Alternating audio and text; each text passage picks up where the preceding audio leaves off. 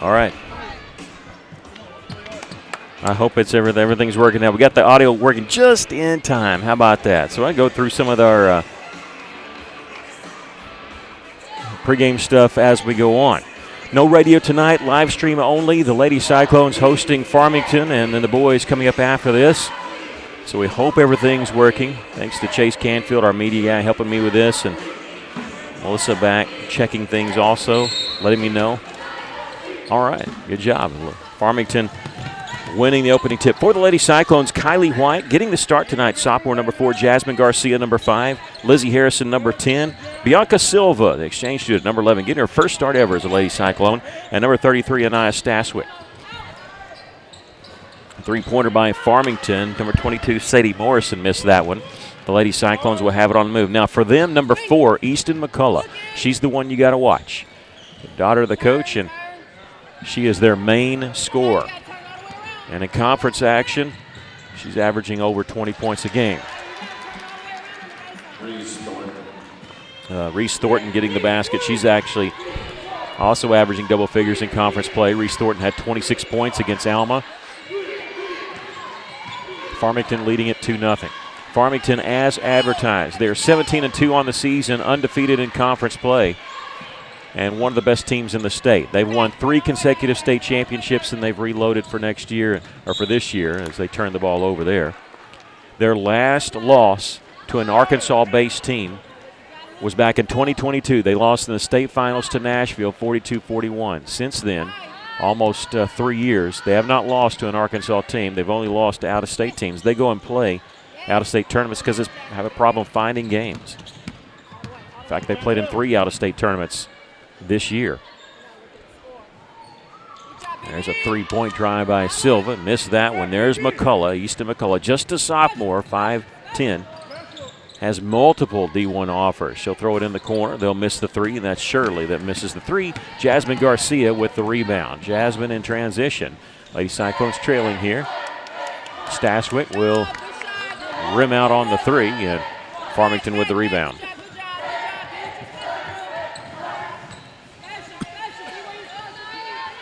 Easton McCullough, her mom, Jessica McCullough, is first-year head coach, was the assistant for many, many years, and Easton there knocking down the 3.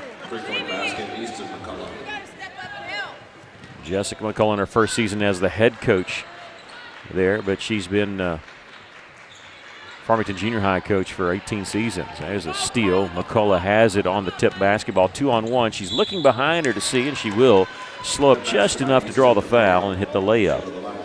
And that's going to be on Kylie White, her first. McCullough now with 5. 7-0 our score.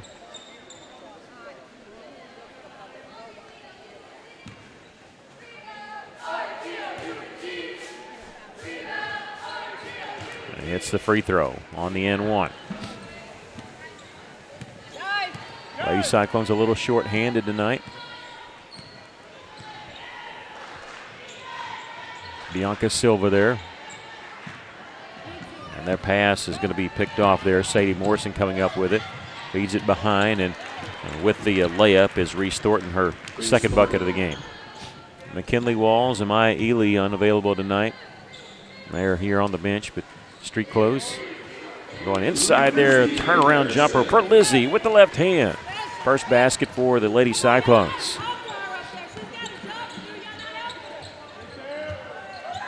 Three-pointer might have been very close to an air ball there by Dillard. Barely grazed the iron. Chloe Gardner checking in for Russellville. Number 3, and Kyra White, number 15. Replacing Silva and Kylie White.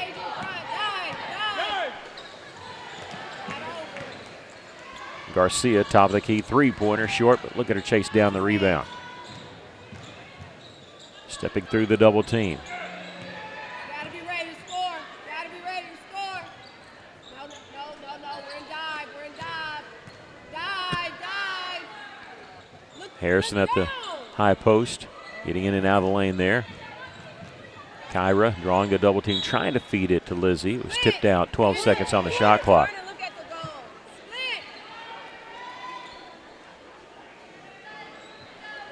This is Chloe. Stashwick, Jasmine at the top. 8 seconds to shoot. Shot clock did not reset. 4 seconds, 3 seconds, a turnover. McCullough trying to get around Garcia. Thornton there with the layup. She's got 6, 12-2.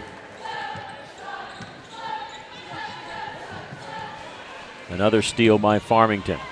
This one will go to McCullough and missed the reverse layup. Thornton the follow. Thornton with 8 points here, and Russellville taking a timeout. Just under 4 minutes left to play here in the first quarter. So Easton McCullough, number 4, Reese Thornton, number 20. The ones we were told kind of watch, the ones we were going to talk about in pregame, but we had sound issues. Glad to get it back. Easton McCullough, just a sophomore again. Multiple D1 offers. TCU, Kentucky, Virginia Tech, 4 SEC schools, 4 Big Ten schools, 4 Big 12 schools. Oklahoma State, Kansas, Ohio State, Mississippi State, Arkansas, Texas Tech, Iowa, Michigan. All these have offered, and they offered her last year as a 9th grader. Her mother, the coach, Jessica McCullough, who is in the Hall of Fame at Farmington, played Division I basketball. She was a 4-year letterman at Mississippi State. She's in the Farmington Hall of Honor, we said. 3-time All-State at Farmington. Talked to her a little bit before the game, and I said, is she leaning which way? She goes, she's really not even thinking about it. She goes, I've been telling her we've got to start looking at this before it sneaks up on us. She goes, but she just wants to play basketball. Played very well there. Stashwick couldn't get the follow. Out of bounds. It stays with Russellville along the baseline.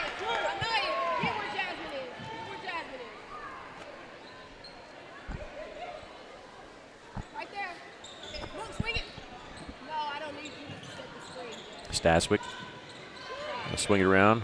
Gardner's open for 3. That one misses. There's Anaya underneath. Anaya with the putback. Her first basket. You can hear our crowd mic picking up. That is Coach Johnson here in the corner. 3 missed. Long rebound comes to Jasmine. She's going to push it up the floor. That 3 missed by Cameron Farish, 5'7" sophomore. Chloe Gardner looking inside, tried to go to Lizzie Harrison, but it was tipped away by Thornton.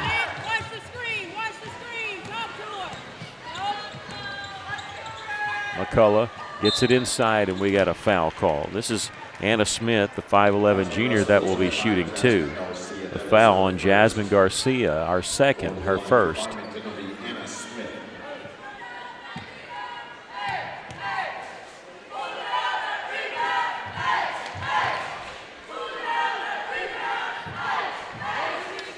Every conference night we have 4 games going, but of course we're supposed to be playing on Friday night. This game moved to Thursday. 3 conference games moved to Thursday. The one that wasn't, Greenwood against Siloam, they actually moved it to Tuesday of next week.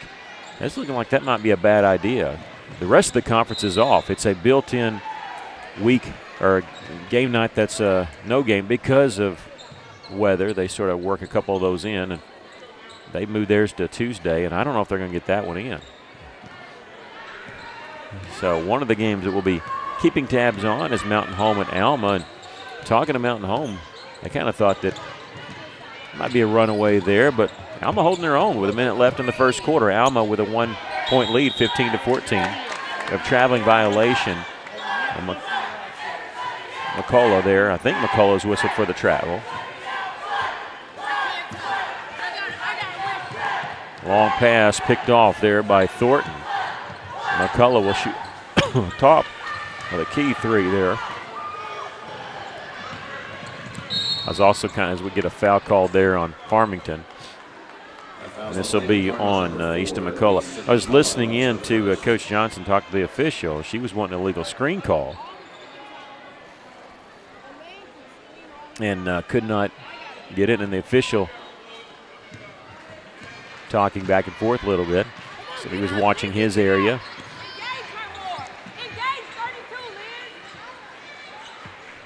Under 2 minutes to go.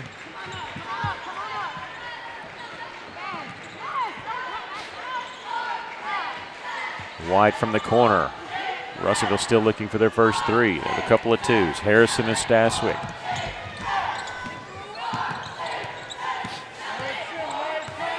One of the games last year, McCullough had 35. She's got 6 so far. She'll feed it in the corner. She's not a ball hog. She doesn't shoot it all the time. That actually bounced on top of the backboard, which is legal, but as soon as it hits the shot clock, it's a dead ball. Reed Shirley, the 5'6" freshman, number 12, coming back in. She started the game.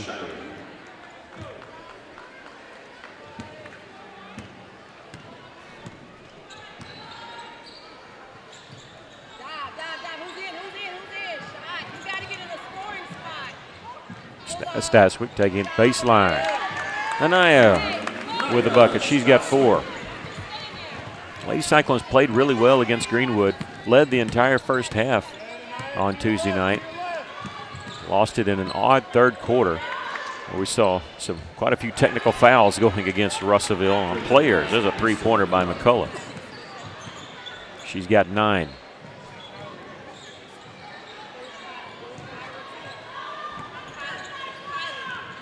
Staswick, they're giving her some room there. That's why she's been open to take some outside shots and even drive. Jasmine from 15.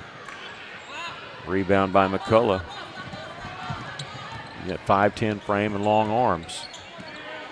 She'll use a screen here. Thought about the 3. She's taken 2 from the top of the key there. And we get a foul called on Russellville.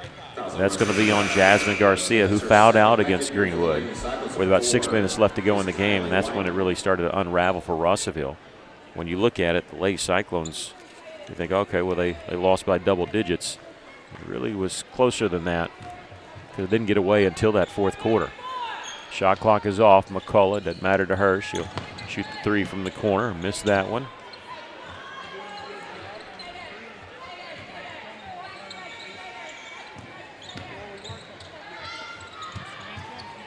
Another corner 3. They could not hit from the corner. I think that's 3 missed by Cameron Barish. White getting it. Her pass tipped away. 3 seconds left. Can they get a shot off? I don't think they realize it. And they're not going to get the shot off in time. And Hannah Smith had it, but she had her back to the basket. Couldn't see the shot clock. We've come to the end of the first quarter. Lady Cyclones trail by 12. Do some totaling for you here. For Farmington, they were led by Easton McCullough in that first quarter, 9 points, a couple of threes in a 3-point play, 8 points for Reese Thornton, 1 point for Anna Smith. For the Lady Cyclones, 4 points for Anaya Staswick, and 2 points for Lizzie Harrison. Lady Cyclones did not shoot any free throws. They were 0 of 4 from the 3-point line. For Farmington, they are unofficially 3 of 8 from the 3-point line and 2 of 3 from the free throw line.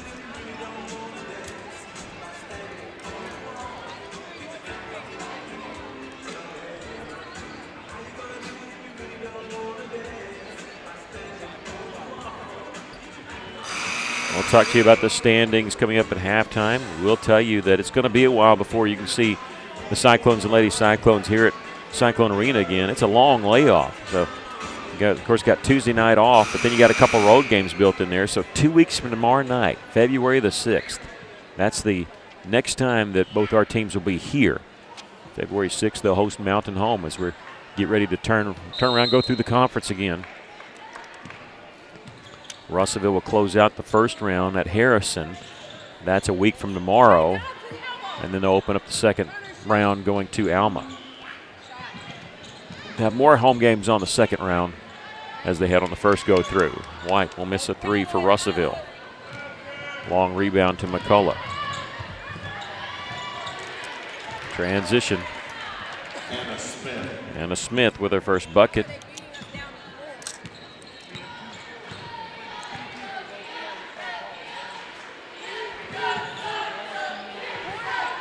Russellville very fortunate there not to get a turnover.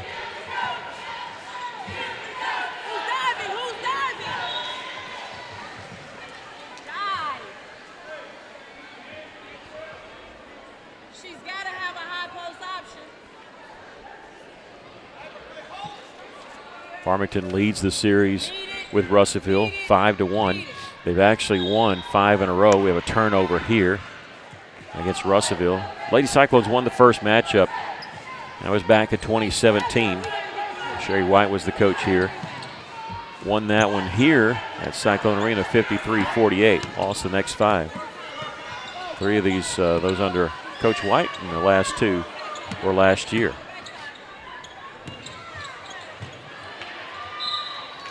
Count the basket, we got a foul. Hope that's not on Jasmine. That's going to be number 3 on Jasmine Garcia.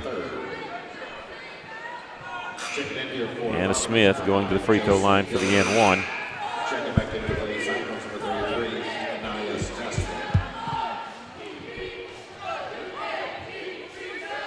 We see Russellville really struggle against Greenwood in the fourth quarter when Jasmine fouled out of the game, played the last 6 minutes of the game without her. So they've had a little bit of experience here recently. They'll have to play without her probably for the rest of the half as she's on the bench with 3 fouls. Kyra got that defensive rebound, making the zone move a little bit. Tough to throw over the top of it. Russellville struggled with that against Greenwood. They throw over the top and it would be picked off, and now we have a foul called underneath. Lizzie Harrison not going to give up the easy layup. Her first, the team's second. And Anna Smith, who's 1 of 3 from the free throw line, will go back.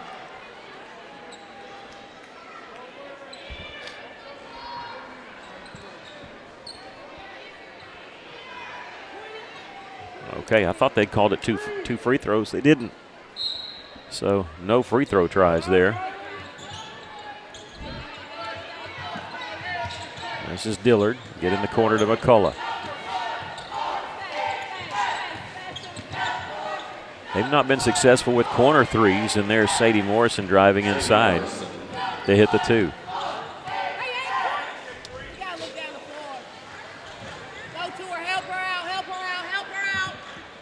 Stassic without the dribble, and ball gets turned over to Farmington in transition. Dillard, left side, it's the layup. Josie Dillard's first bucket, the 5'5" senior.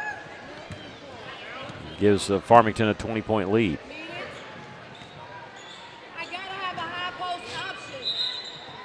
Stays out of bounds, don't reset. Farmington did not get possession of it. Reese Thornton checking back in, the 6' senior.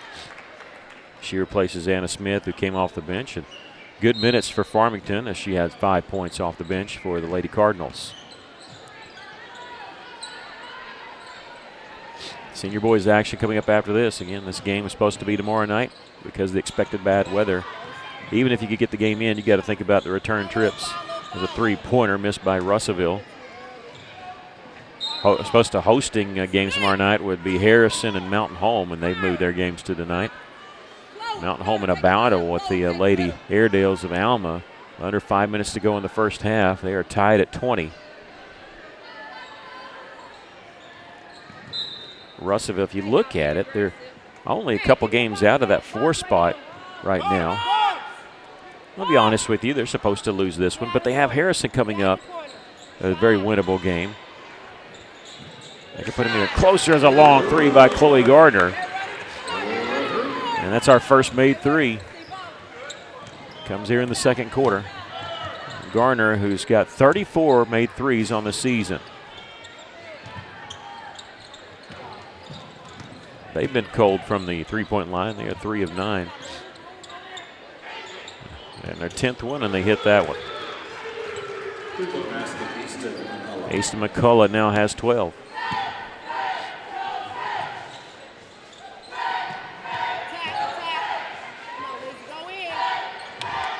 Harrison missing the baseline jumper there. I like the fact that she caught it, shot it all in one motion. Wasn't going to give them a chance to react. Shirey hits the 3. And I mentioned that they were cold, and now they're starting to heat up. They've hit their last 2. A steal there by Shirey. 3-on-2 if they want to attack. Shirey does. She's going to take it all the way. And now we have a timeout called by Coach Johnson. 4:13 left to play here in the first half. They're going to take a 60-second timeout. 34-9 our score. Lady Cardinals leading. Lady Cyclones and the senior boys' next action will be a week from tomorrow when they travel to Harrison. And the next home game will be February the 6th, hosting Mountain Home here at Cyclone Arena. Lady Cyclones 8-11 on the season, 1-4 in conference play. And we'll be talking to you about the standings coming up at halftime. But a couple of good games by Russellville. I mean, they lost to Greenwood, but they fought hard. And a week ago, they picked up the first conference victory with a 58-50 win here against Siloam. And they've been in it a few of the games. Of course, they lost closely to Alma. They've been battling.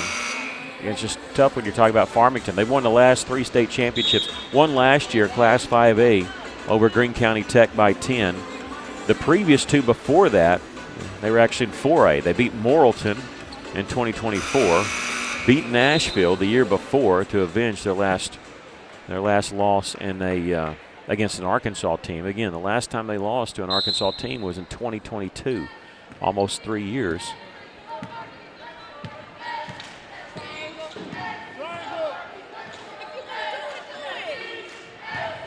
And we got 102 consecutive victories against Arkansas teams. Missing the layup on the steal there is Thornton. Even though she's got 8 points, she's been struggling a little bit. Missed 3 there by McCullough. Tipped in. With it is Kylie White for Russellville. Another steal by Farmington. This one they're going to have a breakaway layup, and McCullough takes it all the way.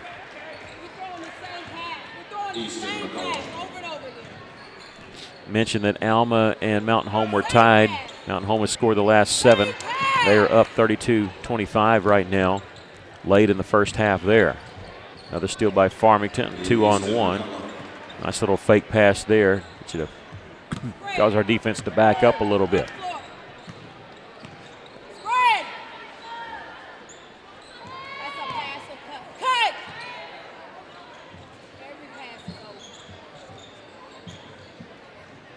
Chloe Gardner tried to save it. Threw it at the feet of Shirey, but sidestepped it enough. And there's 2 Farmington Lady Cardinals crashing in there, and Josie Dillard ended up getting the layup, and she gets the steal. I don't think Russellville realized she was still back there. Back-to-back layups by Dillard.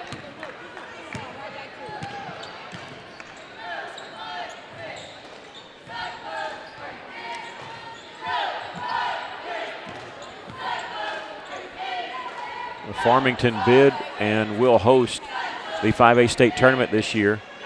They're one of 3 schools that bid on it.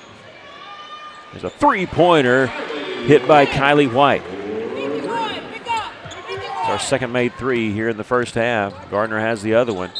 Kylie with 13 made 3s on the season, and we get a foul call, and this one will be on Chloe Gardner, her first and the team's 3rd. It'll send McCullough to the free throw line. You can see why Farmington wanted to bid on it. You know, if you got a good team, you want to bid on it. They've got 2 good teams. Their boys team is fantastic also. They're number 1 in the conference, undefeated.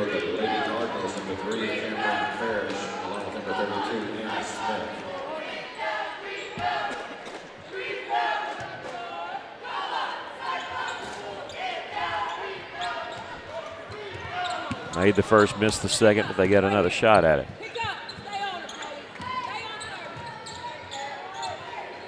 Corner 3 is good by Morrison, her first 3.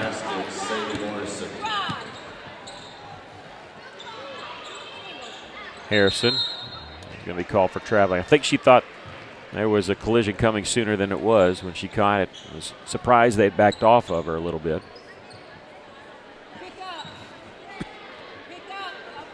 46-12.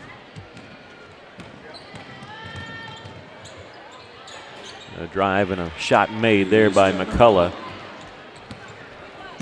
She had 53 in their victory against Greenwood. At 73 points, she had 53 of them, beat Greenwood by 23, 73-50. So she outscored Greenwood herself. There's a 3-pointer hit by Kylie White. Back-to-back 3s for her.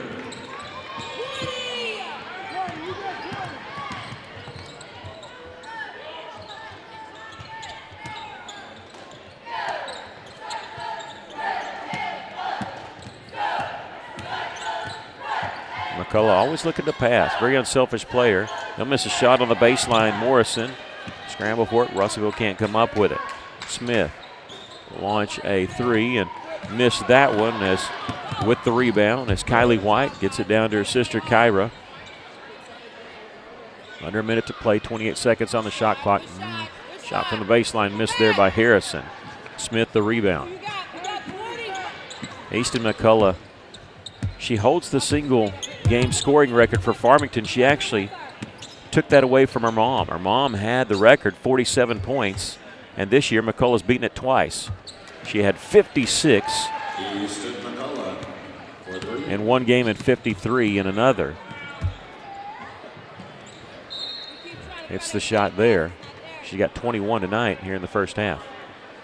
I talked to Coach Jessica McCullough, and she said, yeah, my daughter won't let me live that down already. She goes, she just broke it in December. She's let her know it quite a bit. Hey, I broke your record twice. There's a three-pointer missed there by Kylie White.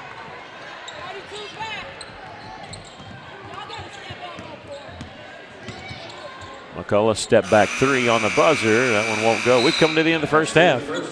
Lady Cyclones trailing 51-15. Give us just a moment. We'll take a break, come back with stats from the first half.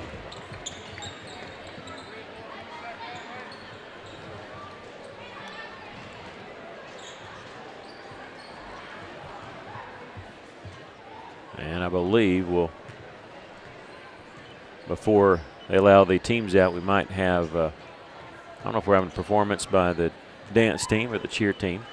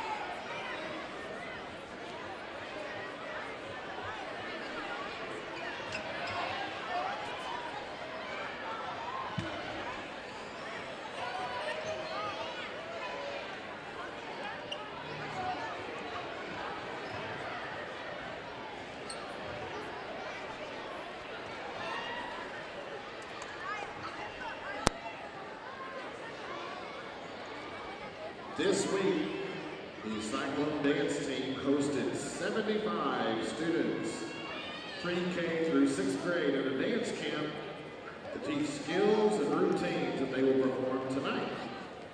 Please help me welcome to the court the future Cyclone dancers.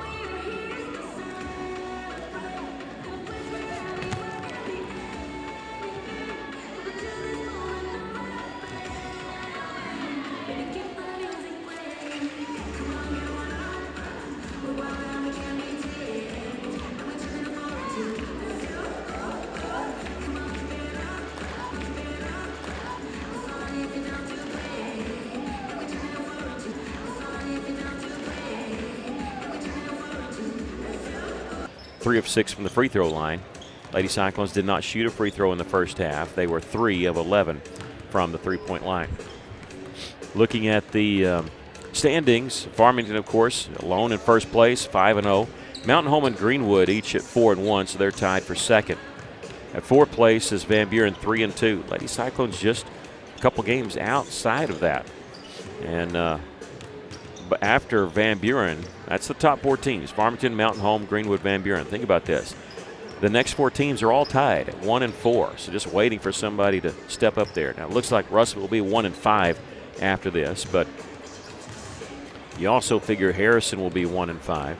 Siloam will play Greenwood on Tuesday. That could possibly be 1-5. So you're kind of pulling for Mountain Home to beat Alma. That way Russellville does not lose any ground or have anybody jump ahead of them.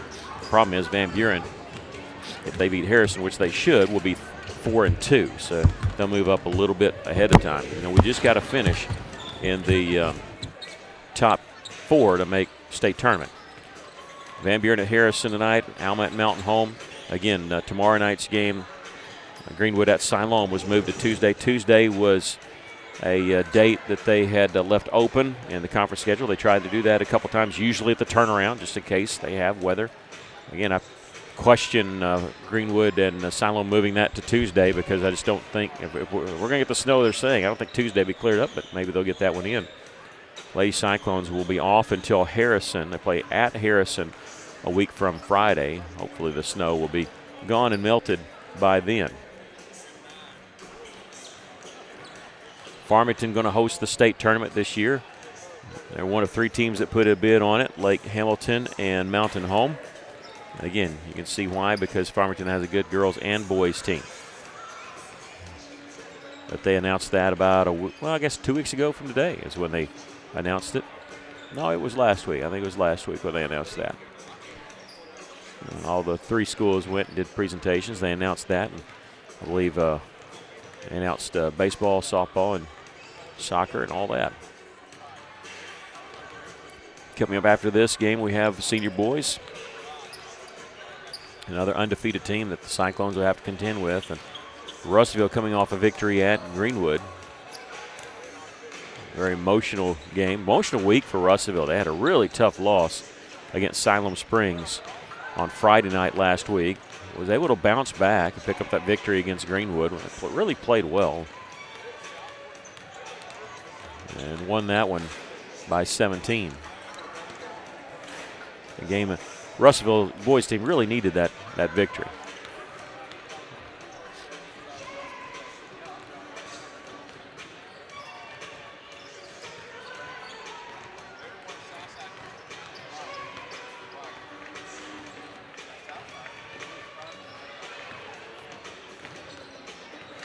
We do have a halftime score to pass along to you. Alma and Mountain Home were tied 20-20. Kind of back and forth first half, and then Mountain Home outscored Alma 20-5 from that point. So it's close for a while, but at the half, Mountain Home leading the Lady Airedales 40-25.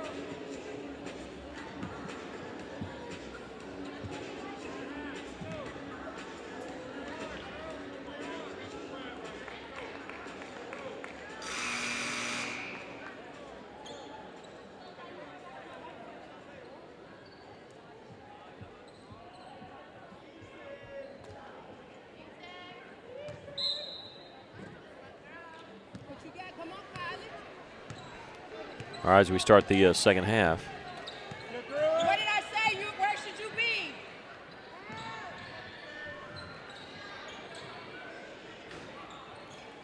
Farmington missing a corner 3 to start the third quarter.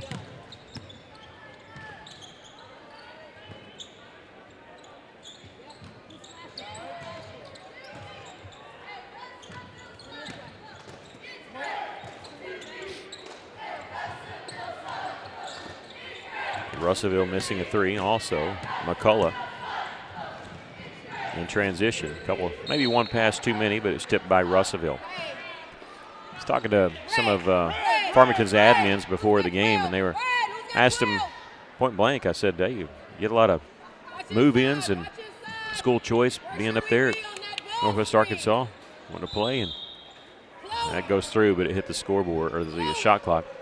And he said, not really as much as you think. They said they have built the program even with Pee Wee on up, and that kind of goes with what I had we kind of thought and heard, that they're good and they have homegrown kids. And talking to Connie Campbell, Coach Sheary's daughter is Reed Sheary, and of course McCullough. They're homegrown kids, and it is impressive. Let's get passed over the top of the zone. Works it right back around for the Lady Cyclones to Kylie White. Chloe Gardner might have got away with a travel there. We'll take it. 5 seconds on the shot clock. Kyra will miss a 3 from the top of the key. Tipped in. McCullough comes away with it. Kylie almost had a steal there on McCullough. She'll drive inside and will go to the line to shoot 2. And that's going to be on Kylie White. Jasmine Garcia's got to play very careful, and she's doing a good job here in the first minute and a half. She's got 3 fouls. 23 points for Easton McCullough.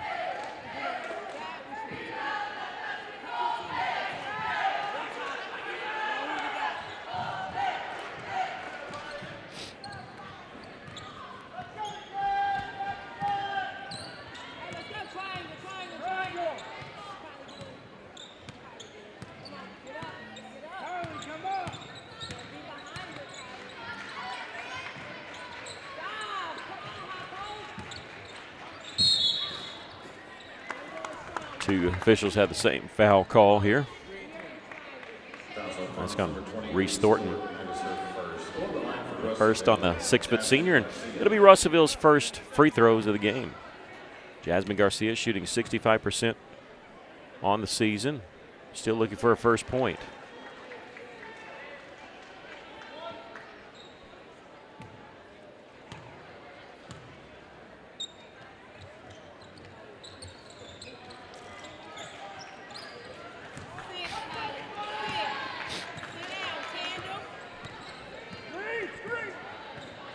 Don't see Jasmine miss 2 like that usually. An awkward shot, but caught there by Thornton.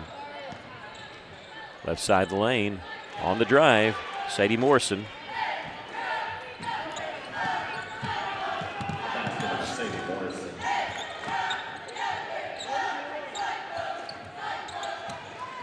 Jasmine baseline just short on that one.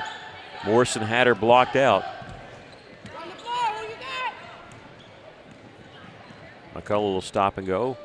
Good job by Kylie staying in front of her. Missed 3 there by Sheary, who we were just talking about. She's had 1 3 so far in this game. Sheary with 5 points.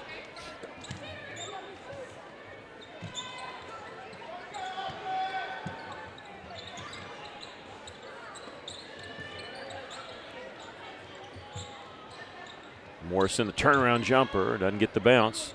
Tipped a couple times, and Reed Sheary, the freshman, with a rebound. Long pass down the floor. Nice find there by Sheary to Thornton, who's got 10. Sheary, who made that pass, her dad is a softball coach at Farmington. Her mom's an assistant coach for the Lady Razorback basketball team. Good assist there by Sheary. Thornton in double figures, had 26 against Alma. She's got 10 tonight. Here's a steal. So Josie Dillard at 6 points in the second quarter. Has not scored the first quarter or this quarter. McCullough left alone, top of the key. McCullough hits the 3, her 5th 3 of the game. She's got 27. And now we have a timeout called by Russellville. Lady Cyclones trailing here 60-15.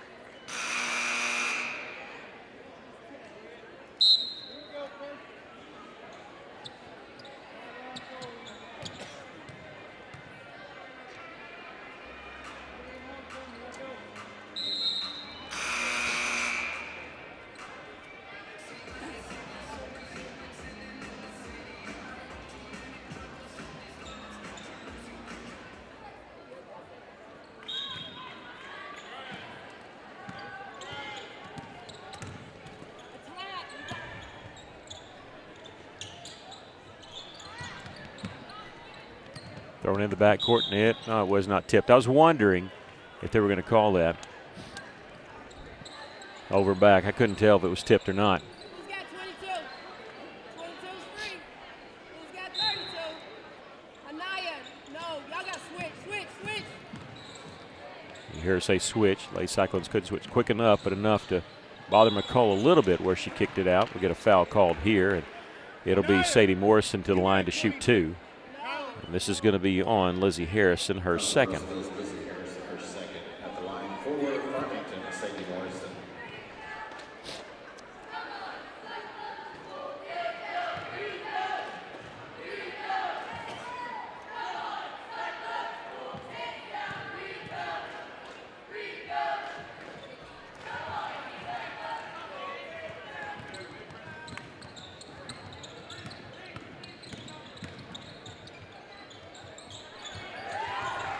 There we go.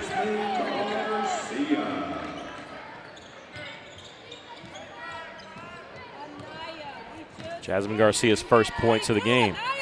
Corner 3. Sort of died there at the rim. Farish.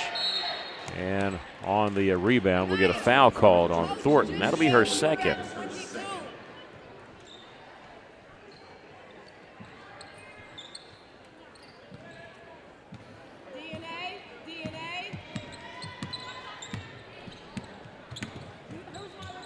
Garcia on the drive, just could not hang there on the rim. Looked like the rim stopped it and was hoping it'd pull it through.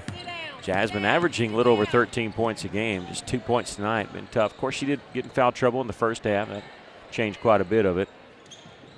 But Farmington just has a way, to be honest with you. This is not indicative of how the Lady Cyclones have been playing. This is kind of what Farmington does to everybody. As a pull-up 15-footer miss there. And this is the team that beat Greenwood by 23 points. Out of bounds, we'll get a foul called on Harrison, her third. The assistant coach for Farmington is Preston Early. You've been around high school basketball a little bit. You might recognize him. He was the head girls coach at Rogers for 26 years. He's actually the winningest coach in Rogers girls basketball history. 3-time coach of the year in the 6A West. Decided to take an assistant job as Jessica McCullough took over. It's her first season as head coach. We'll get a legal screen call on Anna Smith. Her first and the team's third. You've got to replace the guard quick. She's got to have an outlet wherever she comes from at the top. Now attack. Go replace her, Kylie. Kyra lost it out of bounds, but it was last touched by Sadie Morrison.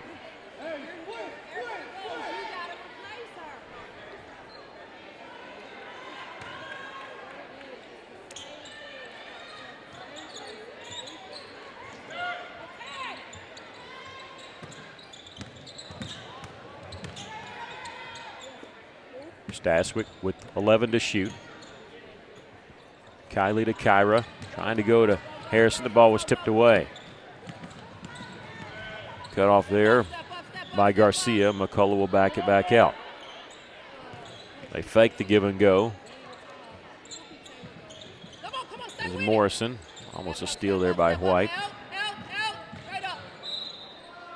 McCullough's going to be bumped there. This is going to be on Kyra. Her first.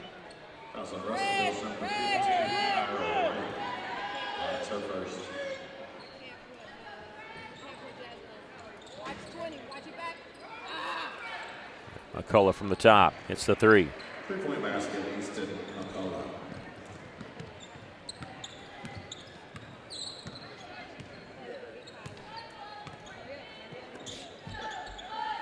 She's got 30 and a quiet 30, if that could be possible. Just with ease, she seems to shoot it. Split the difference there is Garcia driving in, physical to get the third foul called on Thornton. All 3 fouls called on Reese Thornton here in this quarter. Jasmine going to the free throw line for the Lady Cyclones. She'll hit that one. 1 of 3 from the line. 2 minutes left to play in the third. Mountain Home leading Alma 55-38. What was a close game until about 3.5 minutes left in the second quarter. Jasmine's got 4, hitting both of them there.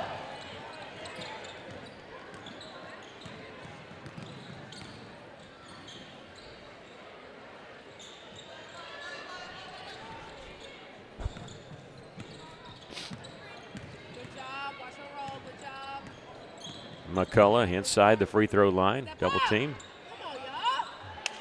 Russellville backed off a little bit, giving McCullough an open look.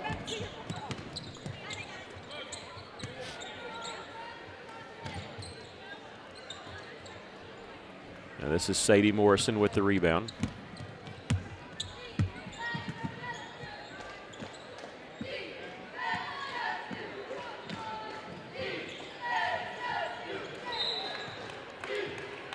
Garcia getting the rebound. We got a foul called. We'll walk it to the other end as that's 5 fouls on Farmington. The second one on Anna Smith. It'll be Jasmine Garcia going to the free throw line. We got senior boys coming up after this. And Chase, I got to tell you, back in the 70s and 80s when Eddie Sutton was coaching the Razorbacks had warm-ups. And what you're going to see tonight from Farmington's boys team is what the warm-ups look like. That's what I remember about Farmington last year. Another thing I remember is they're like Kentucky. They have like 10 assistant coaches, and they all wear suits. Now, I may be exaggerating a little bit, but it seemed like it was 10 assistant coaches. But every single one of them.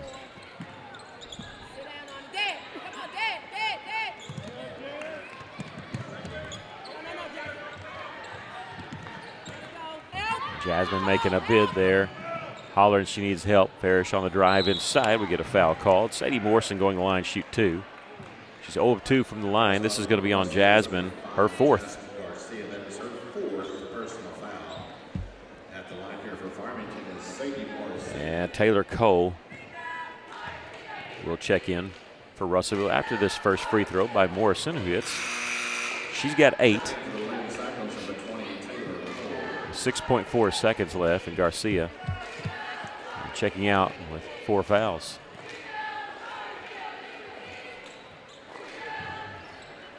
Nine points for Morrison. 1 point away from double figures for her. They already have 2 players in double figures. Taylor Coe taking a baseline. Couldn't get the shot off in time. She's trying to flip it there to Harrison. We've come to the end of the third quarter. Lady Cyclones trailing 68-21.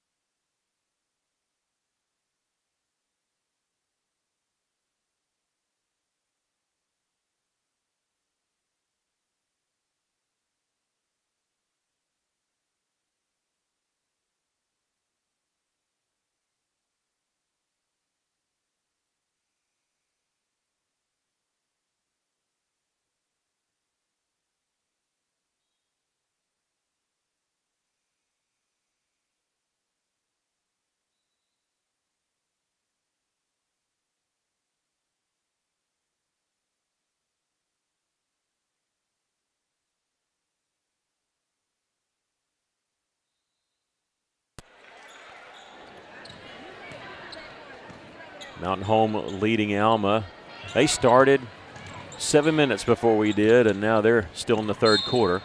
Mountain Home up on Alma 59-40. We'll have the sportsmanship rule going for this. Will be a quick fourth quarter. Hannah Smith picks up her 3rd personal foul. The clock will only stop on injuries and timeouts. They'll usually stop it if you're shooting free throws in the last few seconds so it doesn't buzz while somebody's shooting a free throw. But it'll be a quick fourth quarter. Harrison missing the baseline jumper. Taylor trying to give it a go. Couldn't chase it down. McCullough has it on the move. Come on, Tyler. I need 22 guarded. Everybody touching the basketball for Farmington. Out to Farish, passing on the 3. Chloe, go to 22. Chloe, go to 22. 15 seconds on the shot clock. Chloe, go to 22. They are 8 from 23 from the 3-point line. through 3 quarters of play. Smith will hit the layup and draw the foul.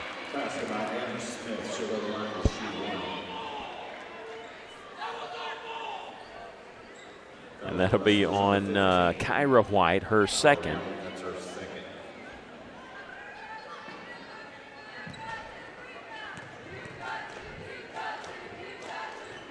And hits the free throw. 8 points for Anna Smith.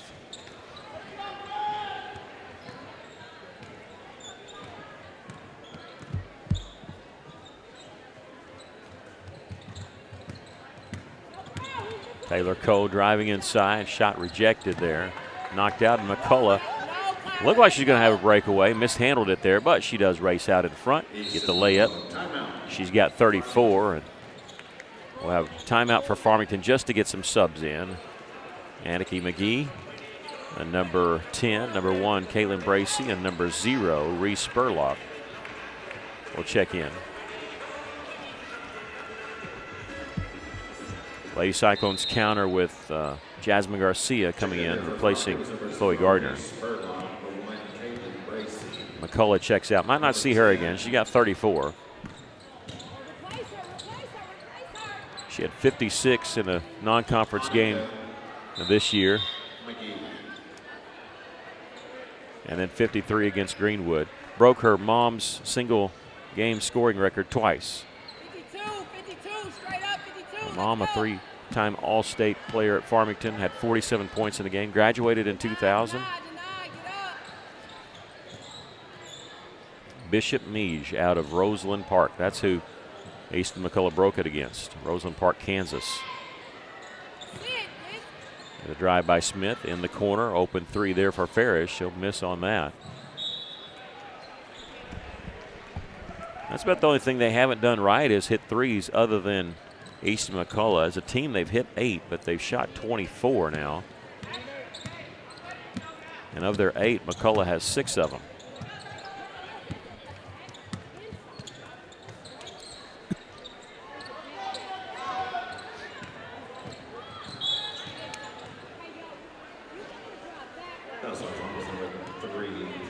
Cameron Farish has her first.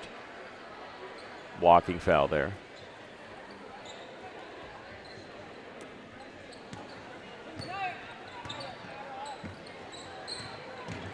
Staswick the drive. A little strong.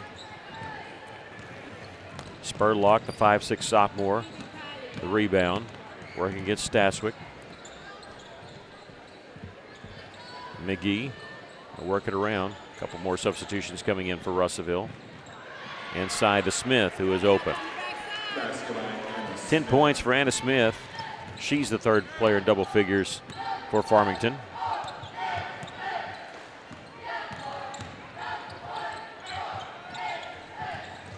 Missing inside. Russellville keeping possession here. Under 4 minutes to go. Cole, a 3-pointer, missed Smith with a rebound. We got a traveling violation. Substitutions coming in for Russellville. Kylie White and also Bianca Silva, who started this game. Big night for her, able to run out, getting introduced with the starters. Lizzie Harrison, Jasmine Garcia, also Anaya Staswick will check out of the game. Also checking in there was number 31, Trista Doss. Trista Doss, a 5'7" senior, number 31, checking in for Farmington for the first time. It's a 3-pointer missed by Gardner. Rebound came right to her, but it was deflected. And off her hands, out of bounds.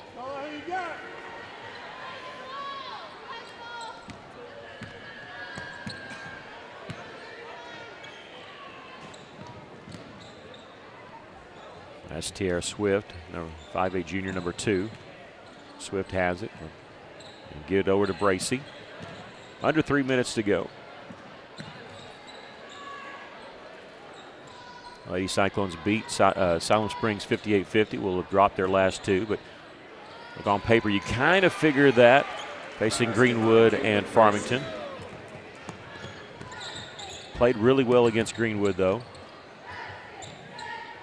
Bracey there with that basket. Her first bucket of the game. Chloe Gardner the drive, and she's going to shoot 2. that'll be on Swift, her first. Fouls on Farmington's number 2, Terry. Chloe Gardner hit a 3 in the second quarter. That's been her only points. 9 of 13 on the season from the free throw line. 69% hits it. Before that, Russellville had 6 free throw attempts in the game, all 6 by Jasmine Garcia. Chloe hits them both.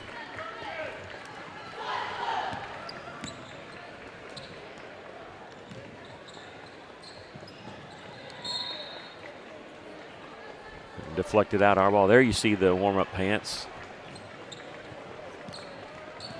A little loud. Don't look bad, they're just loud. Taylor Cole in the corner, lost the handle on the dribble.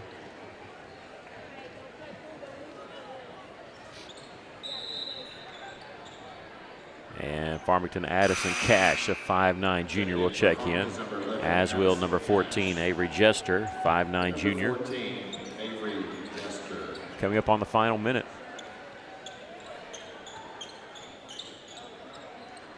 Usually we have 10 minutes between games. I'm not sure if they're going to put more time up because being done so quickly. I figured it's still just going to be 10 minutes, but we'll see.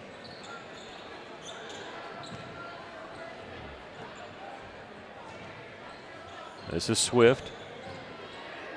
Working baseline without a dribble through it and just to a pack, and it was caught initially, but taken away by Russellville. Kylie White.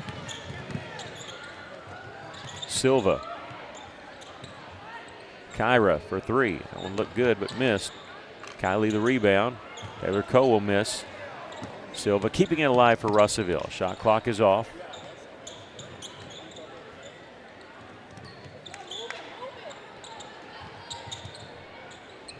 Kylie White missed the 3. Farmington the rebound.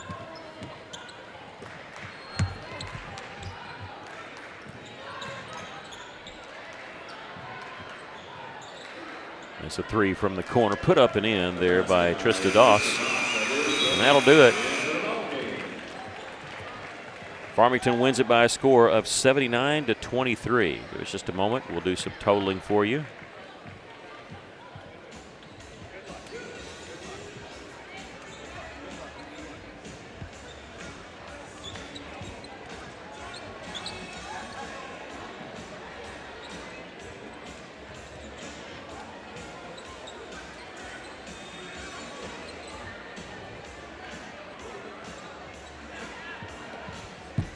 All right. For Farmington, they were led by Easton McCullough with 34 points in the game. 10 points each for Anna Smith and Reese Thornton. 9 points for Sadie Morrison. 6 points for Josie Dillard. 5 points for Reed Shirey. 2 points for Caitlin Bracey and 2 points for Trista Doss. Farmington was 7 of 12 from the, let me check that. They were 8 of 13 from the free throw line. 8 of 24 from the three-point line. For the Lady Cyclones, they were led by Kylie White and Jasmine Garcia, each with 6 points. 5 points for Chloe Gardner, 4 points for Nia Staswick, and 2 points for Lizzie Harrison. Lady Cyclones 6 of 8 from the free throw line, 3 and 18 from the three-point line.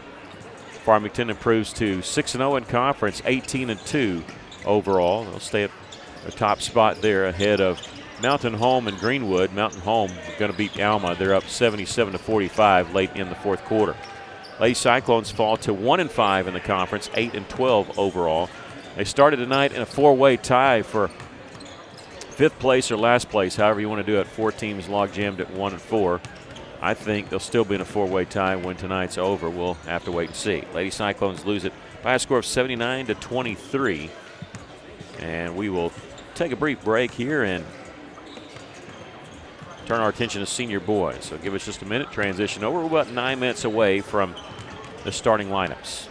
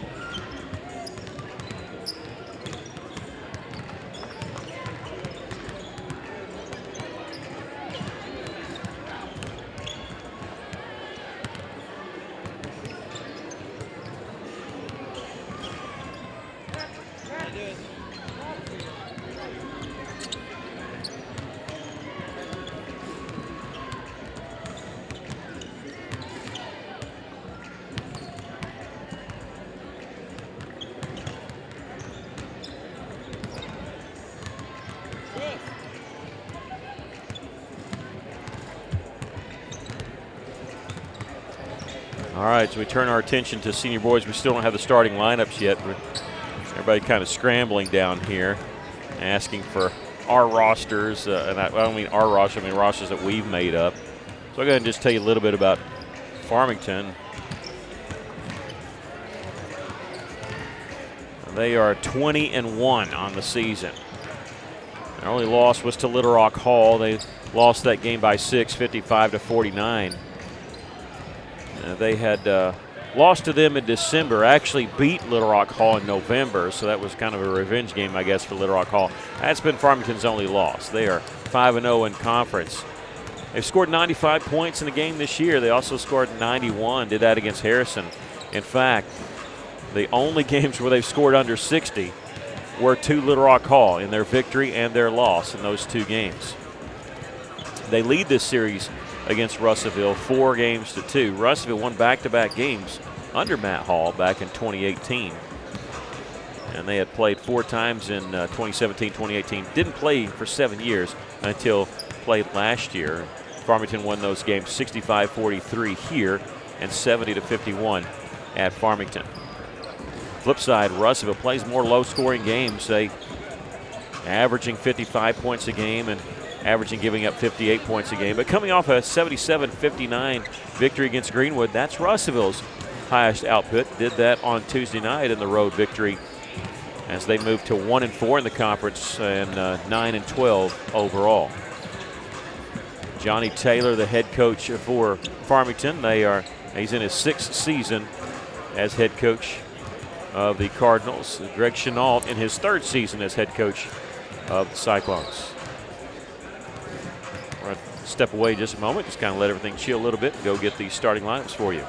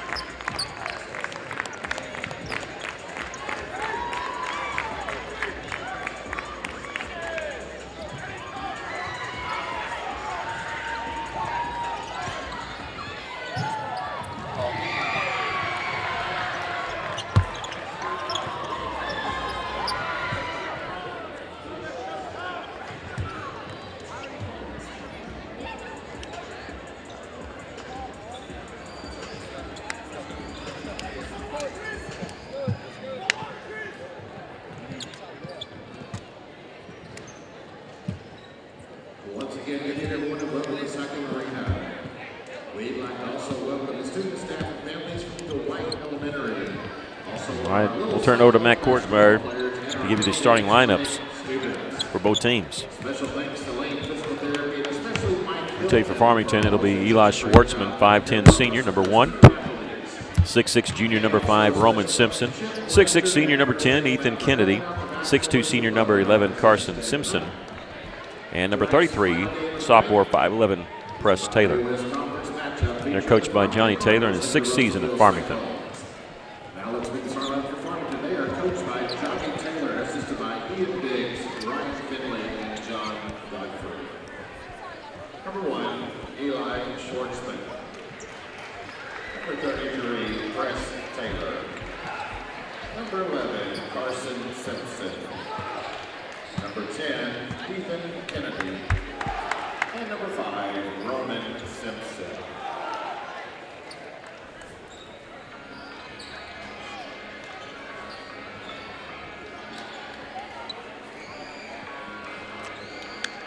For the Russellville Cyclones, it'll be number 0, Marcellus Olson, a junior.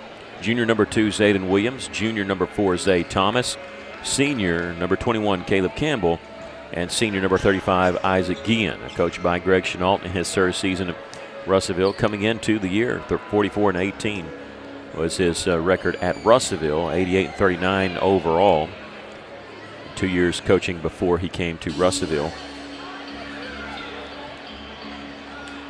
Russellville 9-12 overall, 1-4 in conference play. And now let's help you out with the starting lineup for your Russellville Cyclones. They're coached by Greg Chenault, assisted by Isaac Brandon. Number 0, Marcellus Olson. Number 2, Zayden Williams. Number 4, Zay Thomas. Number 21, Caleb Campbell. And number 25, Isaac Guillen.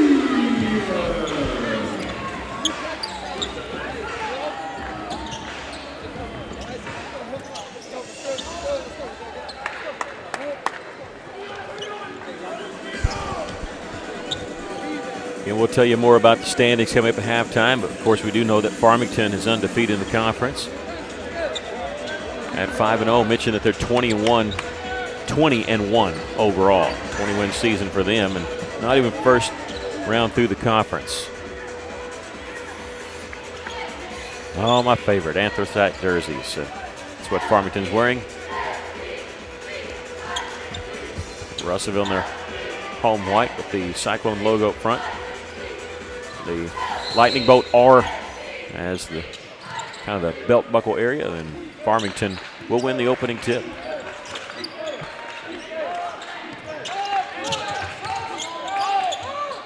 Gonna lob it, and a bad pass on the alley-oop. The Cyclones have it on the move. Olson. Gives it to Campbell. Thomas is calling for it. They left him open left side, and he can usually bury that. Missed the 3, but Guillen there giving Russellville an extra chance at it.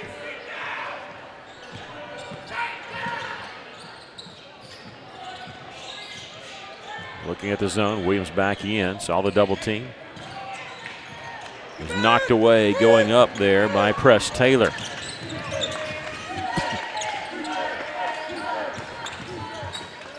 Drive inside, feeds it underneath. Good interior passing there from Taylor to Ethan Kennedy, who got the bucket.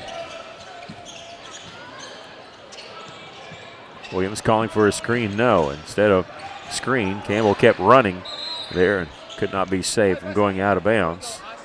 We'll get a foul called on Farmington. This will be on number 10, Ethan Kennedy. Just enough to knock Guillen to the floor.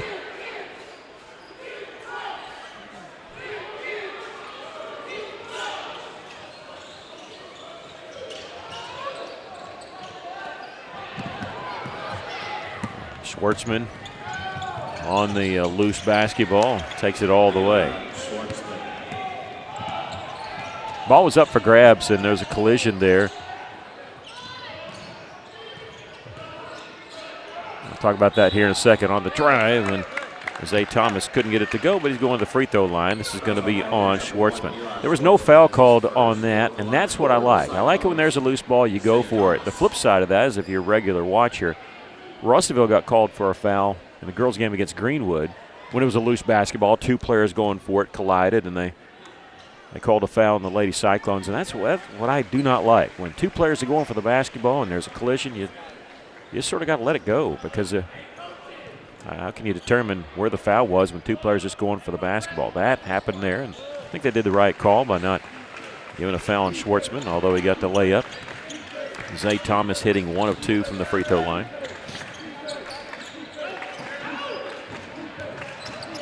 Schwartzman, no-look pass inside. It surprised Simpson. He wasn't really ready for it. Schwartzman open from the corner, and he'll hit the 3. He's averaging 12 points a game in conference season, Schwartzman is, and he hits his first attempt. And Williams missed the 3. They about took his head off there. That foul's on Carson Simpson. That was an easy one. That wasn't a flop. And that's his first and the team's 3rd. And Zayden Williams will go to the line to shoot 3 free throws.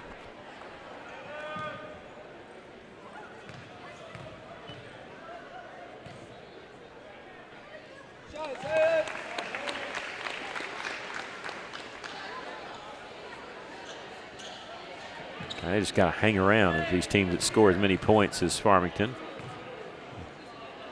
Claw your way the entire way, and Russellville without a field goal, but they're trying to hang around with some made free throws. Williams 72% on the season, has the most free throw attempts on the team. He's the only player over 100. That's his 118th attempt as he hits all 3.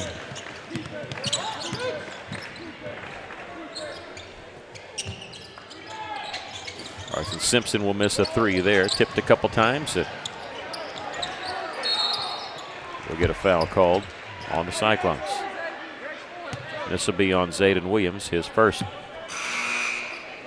Talon Heinzman, number 5, will check in, the sophomore.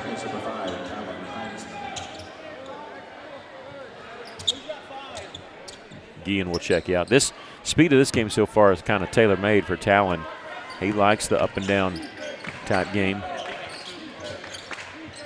Turnaround jumpers, they go inside. That's Ethan Kennedy.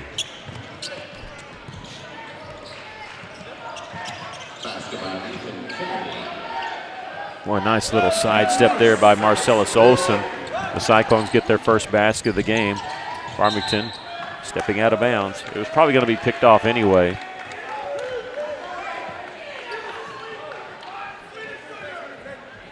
Russellville can tie it with a made 3 if they get an attempt. They only have 1 so far.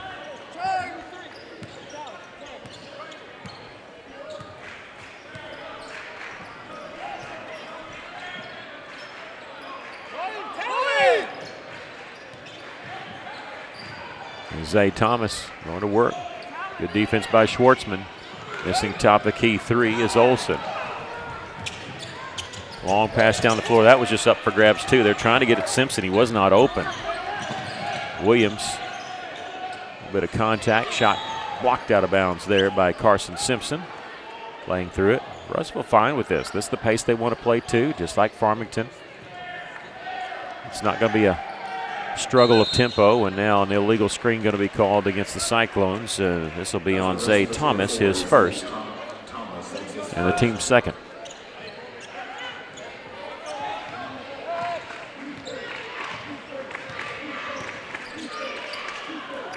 Carson Simpson, 6'7" senior, can handle the basketball. He's out here on the wing. Go inside, turnaround jumper by Ethan Kennedy.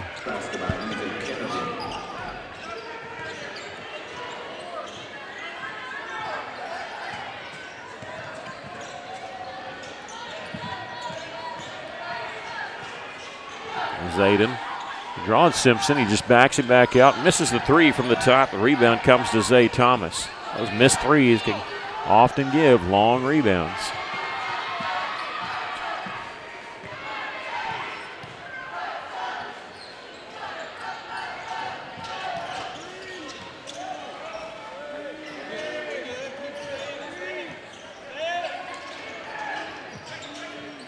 Zay Thomas.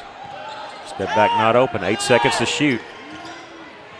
Olsen lost it, but I think that was last touch there by Press Taylor, but the official, I don't think he could see it from where his spot was. I think it went off the hands of Press Taylor.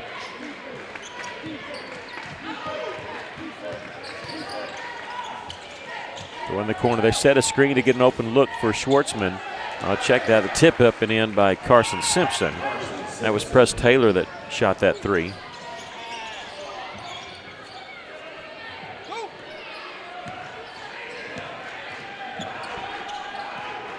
The last 4 points scored by Farmington. This shot there by the Cyclones, and with the rebound by Simpson, he has it on the left wing. Going inside, laying it over the iron is Ethan Kennedy, and a timeout called by Coach Chenault. 6 straight points by Farmington for the timeout. They're letting it play, and we like this. I think both teams like the up and down nature of this. But right now, the Cyclones on the short end of it. They had the ball down 3. Since then, though, they didn't get that shot off. The Cardinals have scored the last 6 points and made it a 9-point game. Cyclones 0 of 3 from the three-point line. Farmington 1 of 4 from the three-point line. The Cardinals led by Ethan Kennedy so far. He's got 8 points, 5 points for Schwartzman and 2 for Carson Simpson. For the Cyclones, 3 points by Zayden Williams, 2 by Olsen, and 1 by Zay Thomas. The Cyclones have only 1 field goal so far. So when you think that they're down by 9, it's kind of remarkable that they've only hit 1 field goal with 2:49 left in the first quarter, and they're only down by 9. They need to knock down some shots. Mid-range would be best. Cyclones will have it. Campbell could move along the baseline, but didn't need to. Heinzman in the front court. They are fronting Zayden Williams, and away from that play as Heinzman misses on the drive. With the rebound is Press Taylor. Lobs it to Simpson, who is kind of out of sorts. He tried to kick it in the corner. If he does, he threw it away, but if he doesn't get rid of it, he's going to be called for a walk because he was not ready to catch that. They are guarding Zayden Williams even when he doesn't have the basketball. We've seen this a few times. They will just face guard him, and they're very aware of him. Checking in the game for the Cyclones, Caden Walton, a sophomore, number 12. You can see Williams is miraculous that he even got the ball there before he goes inside to Caleb Campbell, double team. He throws this one up. Holy cow, what a shot. And he got the foul. They grabbed him on the arm, tried to stop the shot attempt, and somehow he just flung it up there. That was incredible. And that foul coming on Press Taylor, who was not the person guarding Campbell. He's sort of a drive-by swat.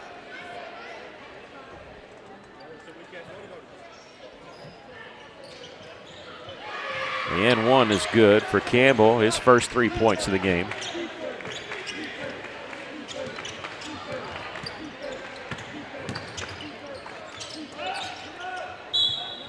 There's a foul called on Williams. Ooh, we don't need him in foul trouble. As soon as I start bragging on him, saying they're letting everybody play.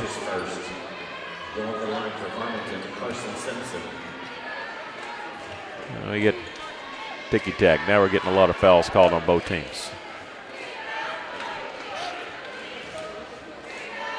And this is going to put Carson Simpson on the line. Shoot 2.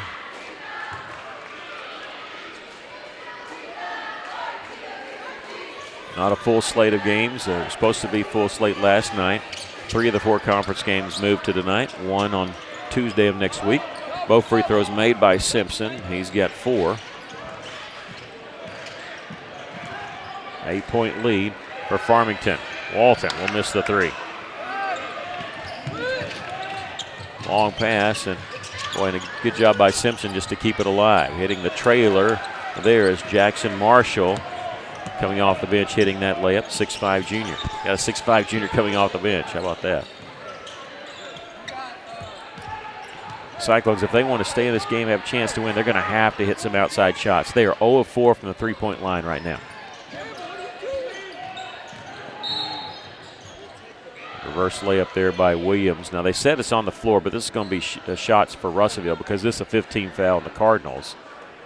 And that's going to be on Simpson. Picks up his second. I'll be surprised if they keep Simpson on Williams the whole game because he has a way of drawing fouls.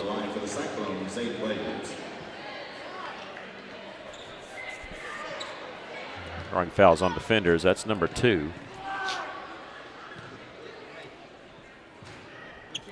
Williams, 3 of 4 from the line tonight. Still held without a field goal. Again, Russellville is ice cold from the floor. They have two made field goals right now. Marcellus Olson on a drive, and same with Caleb Campbell. Williams, 1 of 2 on this trip. He's got 4 points. It's a 9-point lead for Farmington.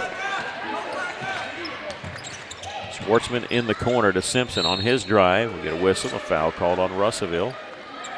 And this is going to be on Caleb Campbell. He's complaining there was a move and screen that pulled out of his, pushed him out of the way.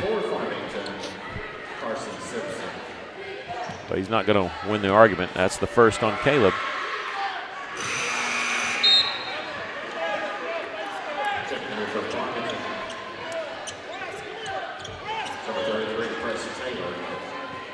The flow has slowed down the last 2 minutes.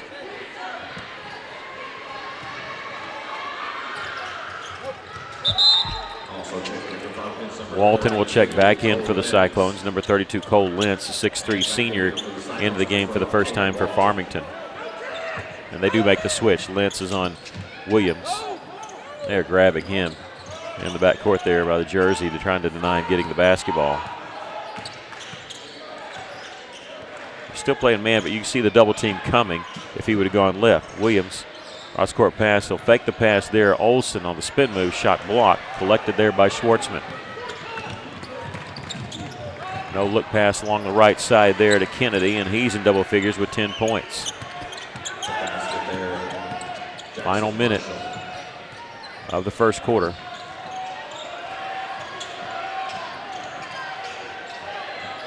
Olson, they're just going to let him shoot the 3. He'll miss that one. They're going to allow him to shoot as much as he wants. 3-pointer, and missed there by Farmington. 2-on-1, Zayden gives it over to Zay Thomas. Draws contact, shot won't go, but he's going to the free throw line.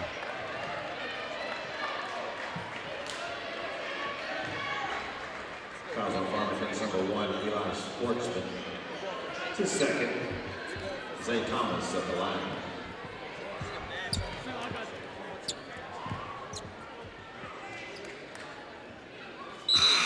Heinzman and Guillen will check in. Walton and Olson will check out.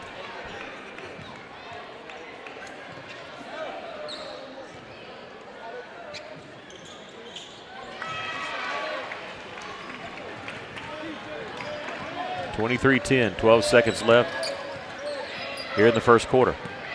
Schwartzman hands it off there to Press Taylor. Shot the 3. It's probably a little early. At Williams has it. Not going to get the shot off. And after 1, 23-11, the Cyclones trail.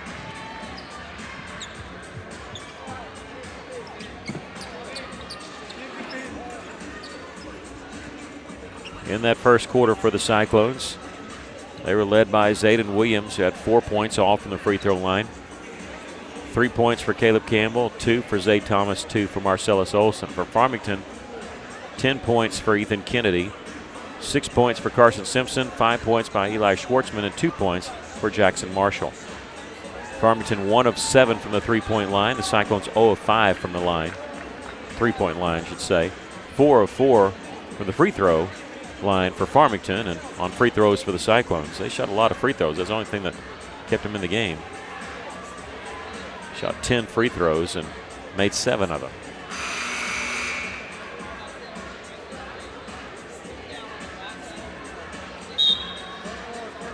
Perfect 4 of 4 from Farmington from the free throw line, but all 4 made by Carson Simpson. The Cyclones on their free throw attempts, 10 free throw attempts by 3 different players. Zayden Williams, Zay Thomas, and Caleb Campbell.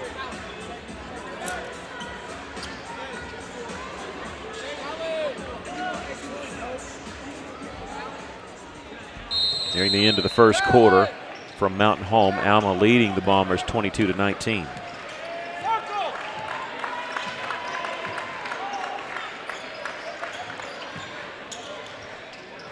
Campbell gets it from Walton from the right side. We missed that one. The follow, though, there by Caleb. Good job, Caleb. And we get a delay of game warning. Delay of game warning on the Cyclones. By the Cyclones. Didn't see who it was. We're putting down the 2 points for Campbell, and he's got 5. He leads the Cyclones right now.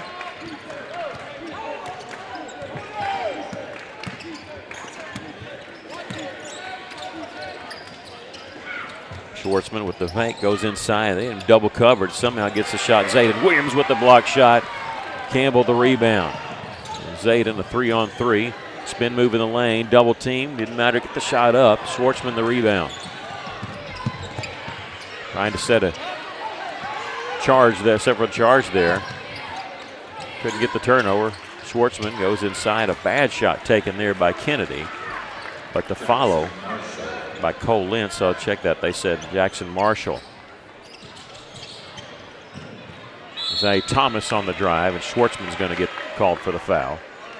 This will be a reach-in foul on Schwartzman, his second and the team's first here in the second quarter. Zay Thomas, who's 2 of 4 from the free throw line, 68% coming into the game. Will shoot a couple.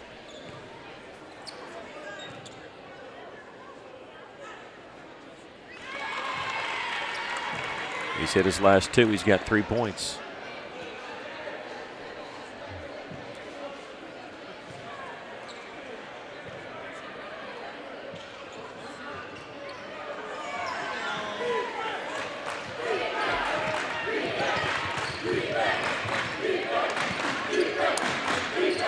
(25-14), Cyclones trailing.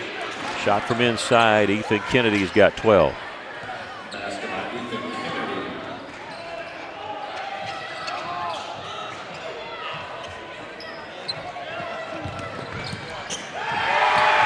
Block shot there by Campbell and missed the follow. Caleb's all over the place. Gets the defensive rebound there. Heinzman, Euro step. Oh, you see a little spin there? He's hoping to catch the glass because it was spun in. Didn't get enough on it to get to the box. Press Taylor. Shot up, no good. Tipping it to himself as Caleb Campbell. He got pushed out of the way on the shot attempt. And Campbell fighting through that to get another defensive rebound. That's the pace we like. They like it too. Let's up and down. Let's get some entertaining stuff going on here. The Cyclones, though, 27-14. Russellville calling this timeout.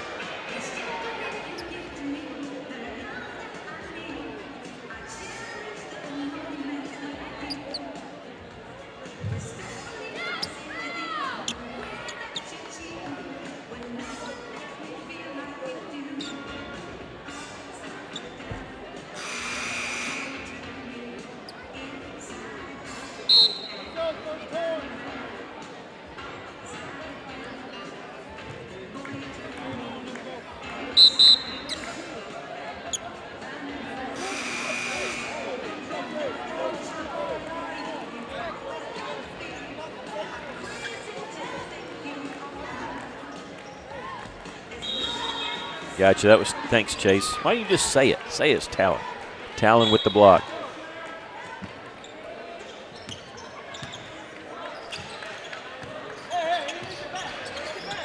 Thank you. It's good to have him because he checks the replays when I can't.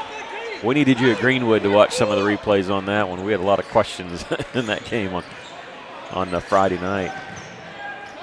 There's Zayden from the left elbow. Missed that one. Ethan Kennedy, the rebound. Schwartzman all the way down. Press Taylor. Almost threw it too far, but Taylor. Press Taylor. Okay, the basket went in. They called it goaltending anyway. But it went in anyway, so that's the first basket by Press Taylor. Farmington comes with some substitutions. They put Simpson back on Williams after sitting on the bench for a while. He picked up 2 fouls in the first quarter guarding Zayden. Caden Walton will give it to Zayden.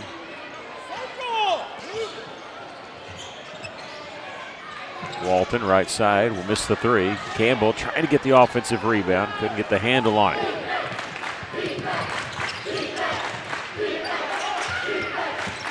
Schwartzman feeds it inside.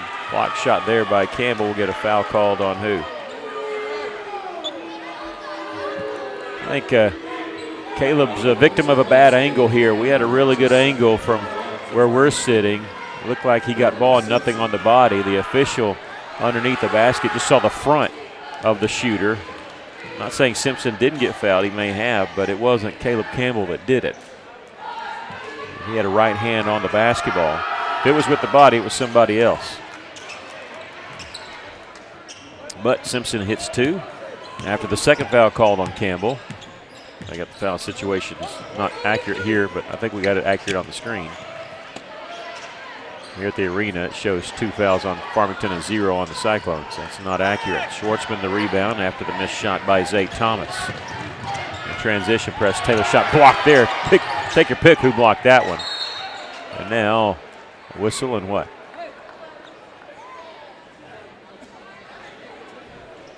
That's going to be on Zayden Williams, his third. And now it's second, but that's his third. I don't know if coaching staff knows. It may not matter. Off the inbounds press Taylor.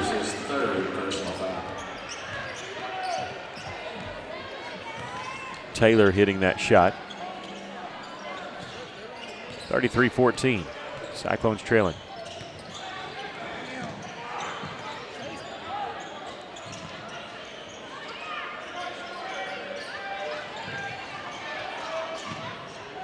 Williams, partial block, but picked up there by Campbell. 12 seconds on the shot clock, and he's going to be hammered on his way to the basket. Caleb going to the free throw line.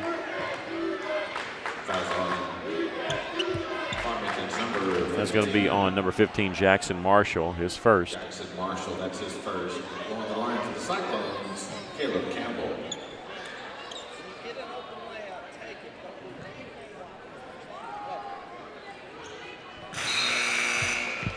Campbell hits the first. We got Guillen and Heinzman checking in, replacing Thomas and Walton. Check that Walton staying. We got 6 players. What?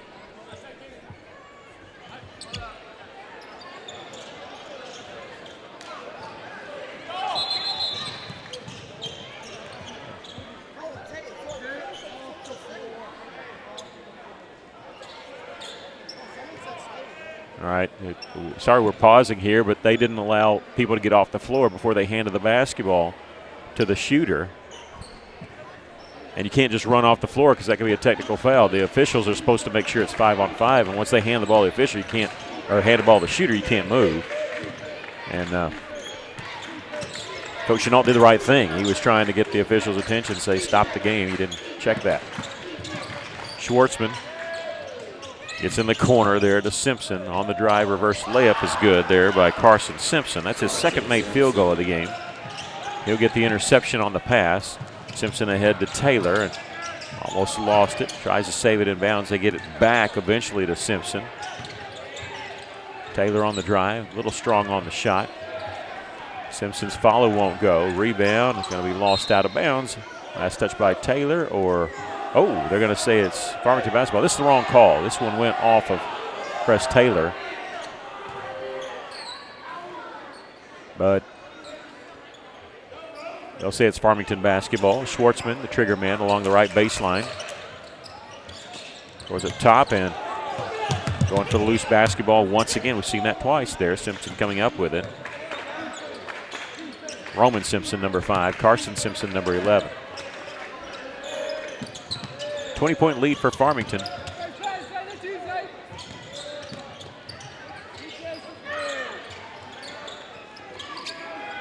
Eight seconds on the shot clock. Missed 3 there.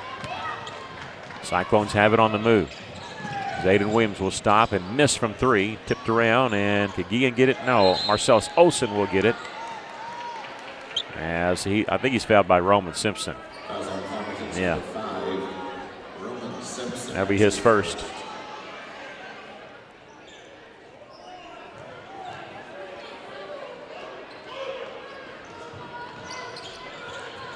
Inbounds pass. Good inbounds pass there to Isaac Guillen. What an assist there by Marcellus Olsen.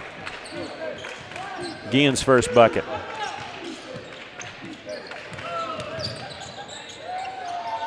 Missed on the Euro step. Campbell, the defensive board. Well, he's getting hit. He just got hit in the nose, Campbell did. Seems to be okay. Back the other direction. Missing is Olson. The follow by Guillen. That one won't go. Couple chances from inside the lane. Cyclones couldn't cash in, but an interception by Olson. He'll give it to Mr. Zayden Williams, and that's the first made field goal by Zayden and the first 3 of the game for the Cyclones. And we'll get a timeout called by the Cyclones. 35-20. Farmington with the lead. Full timeout. First field goal of the game for Zayden Williams. He's got 4 points ahead of that because he was 4 of 5 from the free throw line, so 7 points for the game. But Russellville now 1 of 8 from the three-point line. Maybe that'll cause us to heat up a little bit. Hey, they're just as cold. They're 1 of 9 from the three-point line. Their one made three was made way back in the first quarter by Eli Schwartzman.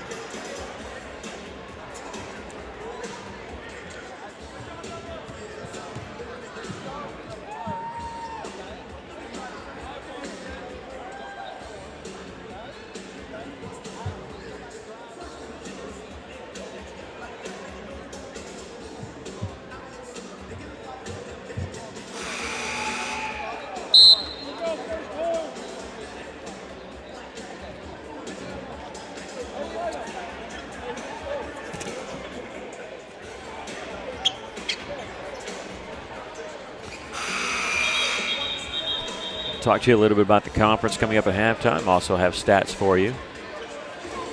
And we're no radio tonight because we had moved to Thursday, and that's reserved for Arkansas Tech, who's on KCJC, but we're happy to bring this to you. Next ball game for the Cyclones will be a week from tomorrow when they travel to Harrison. That one will be on KCJC and also right here on Cyclone Booth. If you haven't already, click subscribe button. You won't be charged anything. We just like to get our numbers up. You'll be alerted anytime we go live with an event. You would have been alerted earlier tonight when we had middle school basketball. The Gales playing home against Cabot. A lot going on when spring hits with baseball, softball, and soccer.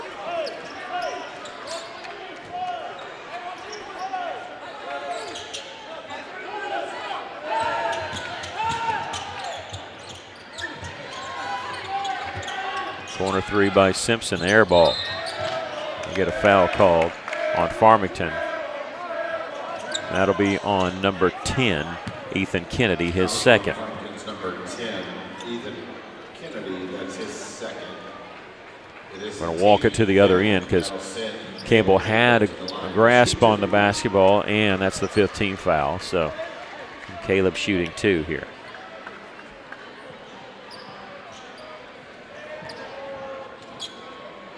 Minute 22 left in the first half at Mountain Home. Alma leading the Bombers 36-32.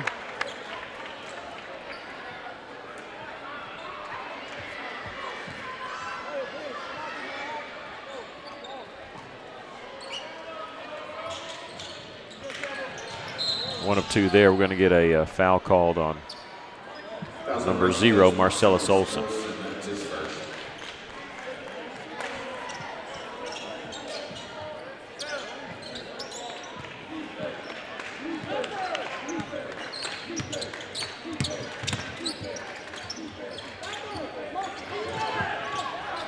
Schwartzman saved out of bounds by Heinzman. Good hustle there by Talon. Throwing it off a defender because if he catches it, he's going to fall out of bounds.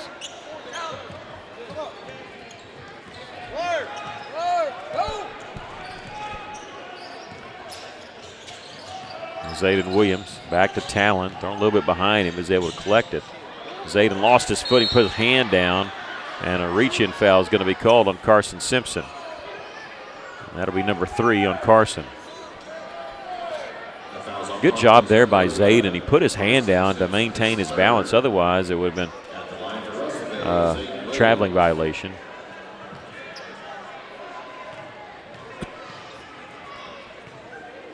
Russellville hanging around as best they can, down 14.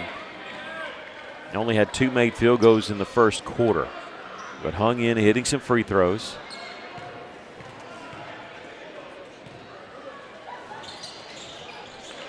Zayden hitting 1 of 2.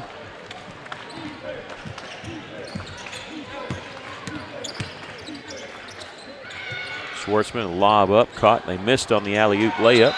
Whistle a foul on the follow. Ethan Kennedy's going to go shoot 2. And this will be on Zayden Williams. Fouls on Russellville's number 2, Zayden Williams. That's his 4th personal foul.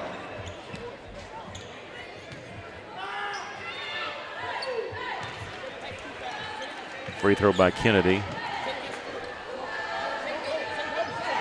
Caden Walton, nope. Zay Thomas trying to go get Zayden. They couldn't get there in time.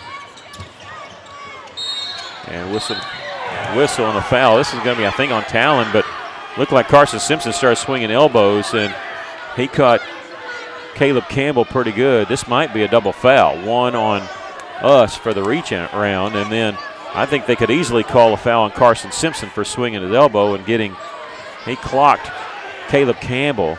I think Talon probably had the first foul on Russellville. Let's see. No, they're going to call a foul on. That's going to call a foul on Caleb Campbell. They missed that one. That's supposed to be a.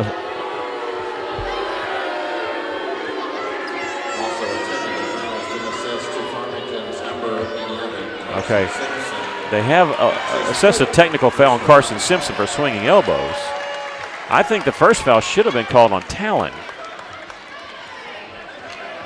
I mean, I don't want to be number 3 on Caleb, but that's what it looks like we're getting. So we're going to shoot the shots in succession. What should happen is they should shoot 2, then we'll walk it to the other end and we'll shoot 2, and then we'll get the basketball.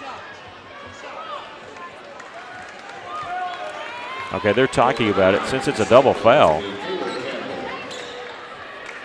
Caleb Campbell is going to shoot the free throws. You can have anybody you want shoot the technical foul free throws.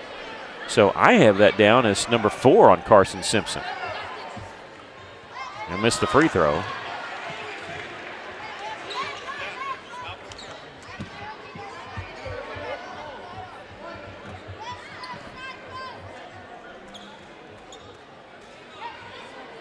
They called a foul on Campbell and then a technical foul. I don't know if it was because of the elbow or if something was said. Technical foul has been called on Carson Simpson. Okay, they didn't shoot 2 because that wasn't 5 fouls against Russellville. That's why Farmington didn't shoot. It was the 4th foul. I had it mixed up. I thought it was 5. It's 4. So the Cyclones shoot 2 free throws. They get 1. Caleb hits 1 of the 2, and now Russellville has the basketball. You hated that it's 3 fouls on Campbell, but it should be 4 on Simpson because technical fouls count as a personal foul. Fade away. Jumper there by Zay Thomas. His first field goal of the game. He's got 5 points. Russellville within 11. Zayden Williams out of the game for Russellville with 4 fouls. They've got Simpson in there with 4. Double clutch shot, and he's going to the free throw line. We got a foul called on, I believe, Guillen, but we're going to wait and see. That'll be his first.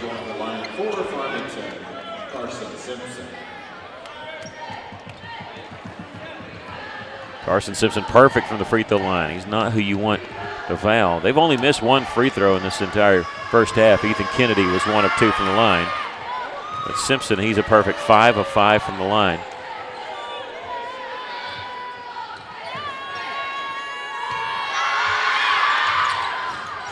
He remains perfect. He's got 10 points. It's a 13-point lead for Farmington, 38-25.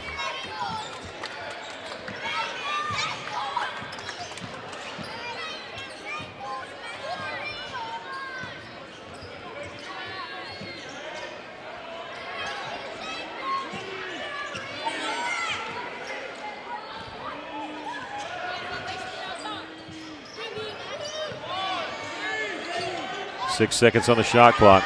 Olsen, three-pointer, will miss there. Rebound. Loose basketball. Guillen comes up with it. He's on the floor and hands it off to Olsen with 6 seconds on the clock. Driving inside. Off the glass and in. Marcellus, how about that? And we've come to the end of the first half. The Cyclones with a nice basket there by Marcellus Olsen. Trail by 11, 38-27 at the half. We're going to take a break, let you watch some of the halftime entertainment. While we do some totaling, we'll give you the stats here in a little while. individual stats, team stats, and then talk to you about the what's going on in the conference standings and conference games tonight.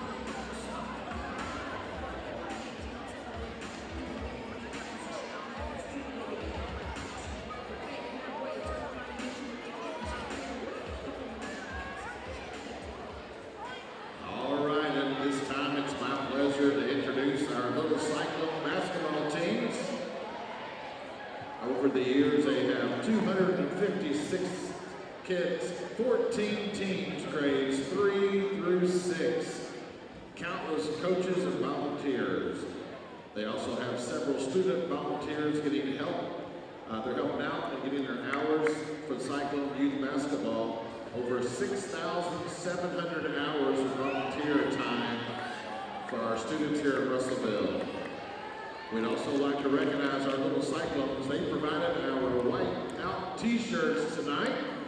So they use their proceeds from their games on Saturdays. So they all went to the teams, the cheerleaders, the student section, of course, they all have one on as well. So let's give our little Cyclones and future Cyclones a big round of applause. We appreciate you coming out tonight.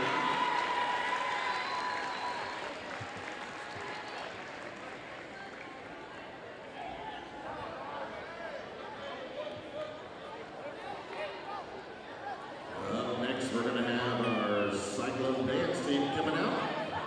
So for our little Cyclones who want to stick around and dance, you can stay here and dance with them.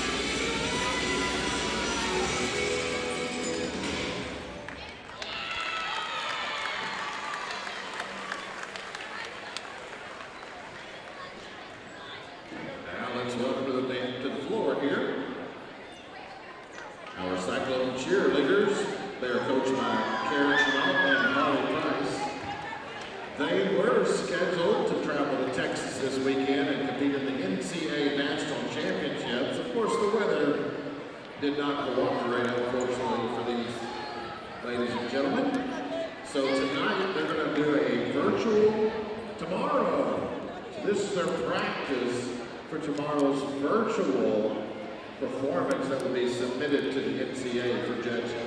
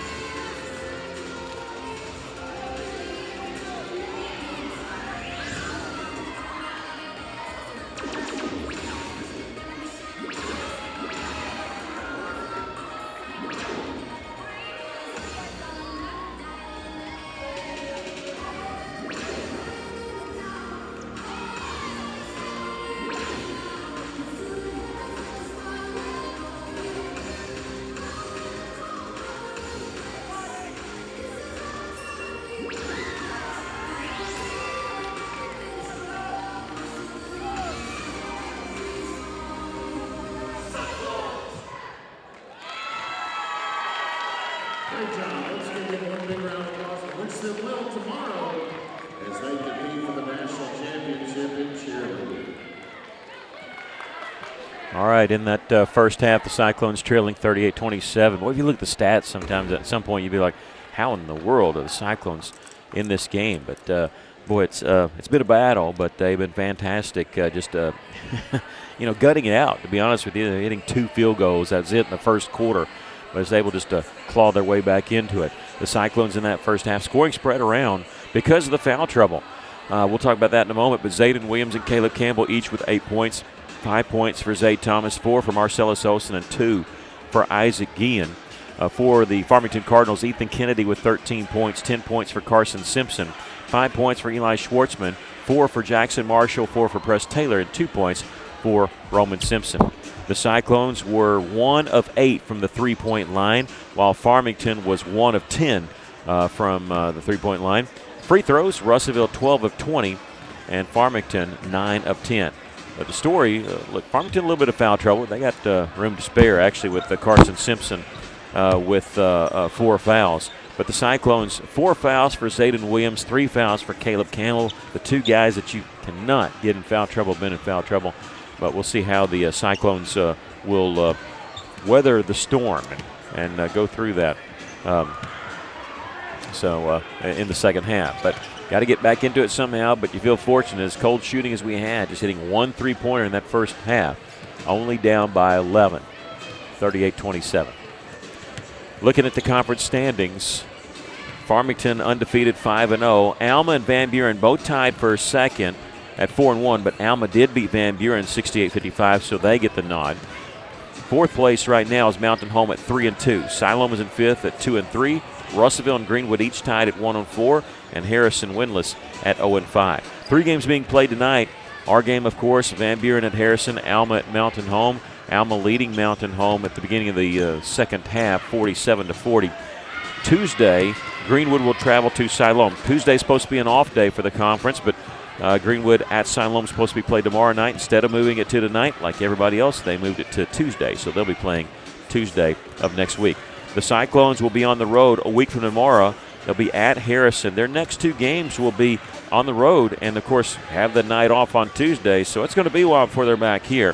Our boys and girls teams will be back here on Friday, February the 6th. So 2 weeks from tomorrow, they'll be back here to host Mountain Home. But the next game a week from tomorrow as they go to Harrison. About a minute away from the second half.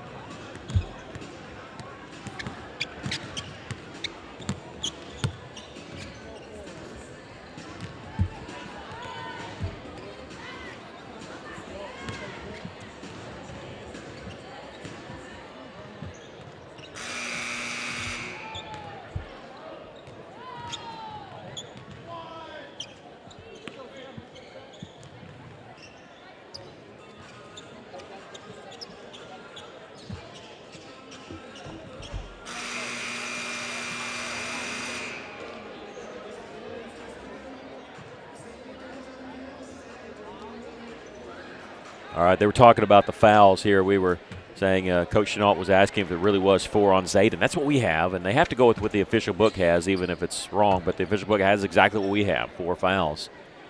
And there was 1 foul called on him, and I don't think we had realized because there was so much going on the floor. The Cyclones will start on defense here in the second half. I'm having to hurry out there. We got the original starting 5, but again, got to be careful. Zayden with 4 fouls, Campbell with 3. They're going to start with their starting 5 originally, and Carson Simpson, number 11, who had the basketball there, he's got 4 fouls. In fact, he's the Eli Schwartzman has 2. Nobody else with more than 2 other than those 2 guys. Schwartzman will miss a 3 there to start the second half, and it belong to Russellville.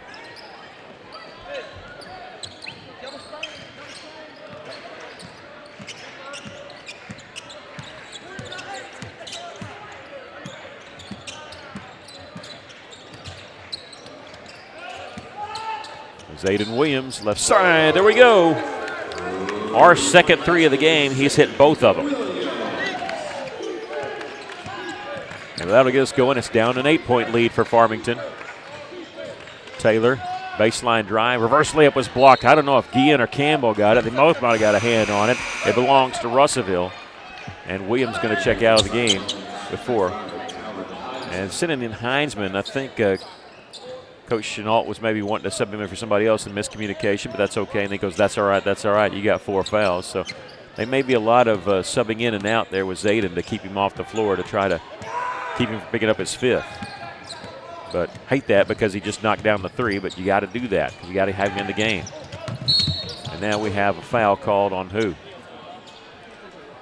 This will be on number 0, Marcellus Olson, his second, team's first.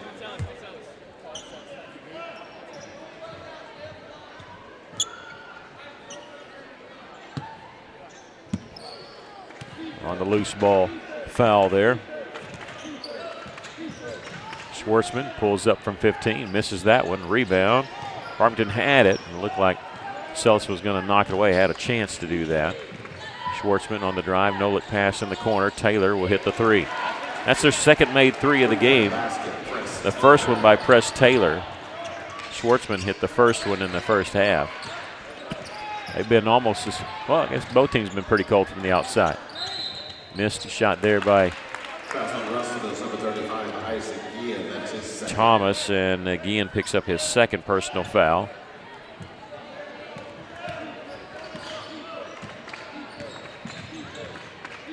Taylor, another 3. This one misses. Rebound. Kennedy has it, trying to save it in bounds. He didn't throw it hard enough. And we got a foul there. Not much contact, but enough to trip up Campbell. That's number 3 on Kennedy. Those frustration fouls always get you.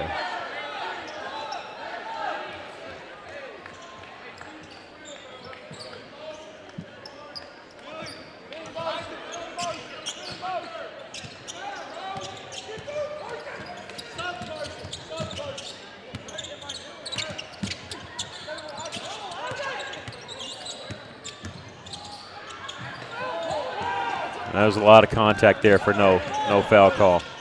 A lot of contact there. Schwartzman, a blocking foul called on Marcellus Olson. That'll be number 3 on him. And that's number 3 on the Cyclones for this quarter.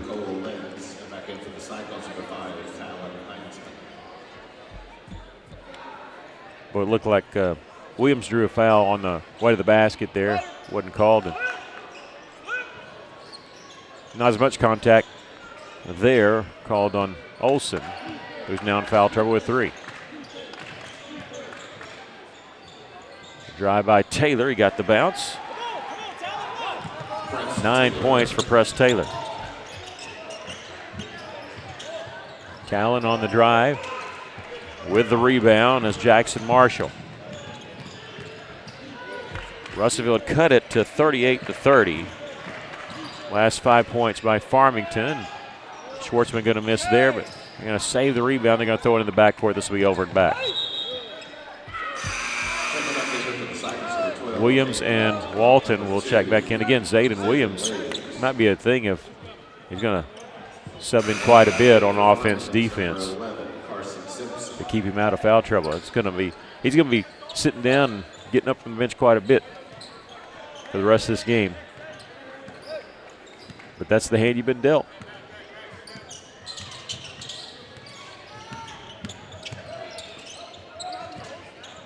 Nice fake of the 3. Williams on the drive draws the foul there. And this will be on number 32, Cole Lentz, his first. The second team foul on the Cardinals. It'll send Zayden Williams to the free throw line to shoot 2.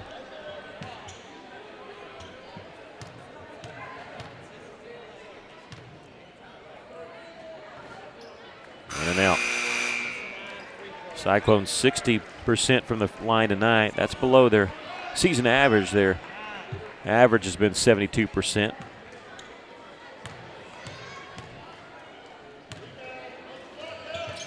Missed them both.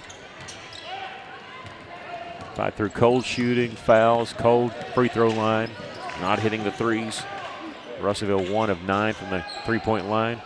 Somehow, it's not, still kind of in this game with a 13-point lead for Farmington, make it a 15-point lead. And that foul is going to be on number 12, Caden Walton. That is his first. And count the basket there by Roman Simpson. And he's got 4. He's 2 of 2 from the free throw line. That's the 14th foul in the Cyclones. And 1 for Simpson. He's got 5. Zay Thomas misses on the shot. Rebound. Williams had it, lost it, out of bounds.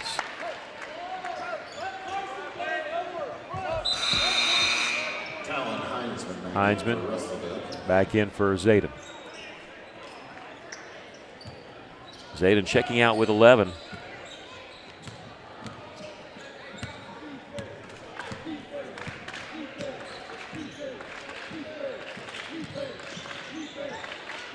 Taylor inside. Boy, it looked like Marshall lost the handle on it somehow, got it, was able to shoot it quickly. He's got 6.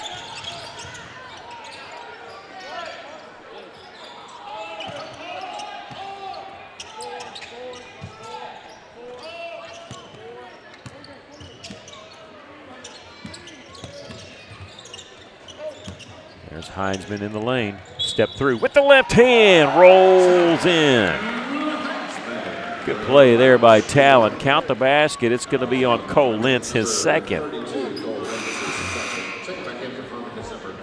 Ethan Kennedy will check in. Heinzman will go line for the N1.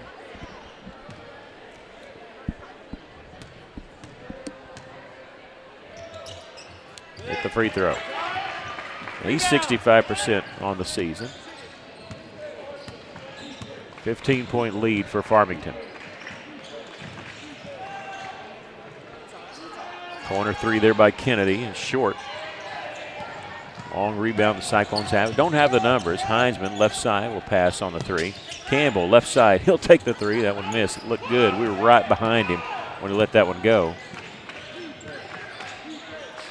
I'll lob it inside. Boy, snatched out of the air by Caleb Campbell with that big left hand. Talon. Euro step in the lane. There we go. Talon. He's got the last 5 points for the Cyclones. See Tommy Heinzman in the stands. He's liking that. Missed shot there. Tipped around, and Talon going to come up with it. He's going to go out of bounds, and let's see. They're going to give it to Farmington. Farmington already a 20-game winner. They're 20-1 on the season. And you look at their past records. They got 24 wins last year. The previous 2 years before that, they won over 30 games. They made it to the finals a couple years ago, lost to Kyle Pennington and Little Rock Christian. Last year, even at 24-7, they were ousted in the first round by Sylvan Hills, 52-48, and an upset. Back in 2023, they lost 1 game all year, and they lost it in the state semifinals. They were 35-1. That's tough. Turnaround jumper there. That's short. Rebound, Heinzman has it. It looked like Kennedy was almost about to get a foul. You saw him hold his hands up. He didn't want to pick up his 4th. There. Olsen, layup just rolled off the iron. He did a good job getting that up quick.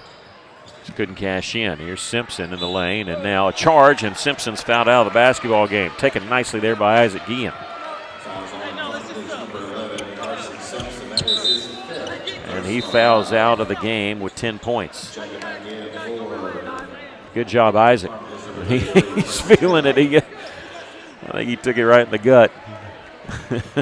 He thought he was coming out. He's going to have to catch his breath a little bit. Williams, loose basketball picked up by Guillen. Good thing he's still in there. Zayden's got to be careful on defense. Just don't play defense. Just kind of hover outside the lane. Here on the drive, Schwartzman answers. He's got 7. 13-point lead for Farmington. Heinzman calling for it. They don't have somebody on him. He's open here on the left side. Zay Thomas is open on the right side. He'll miss the 3.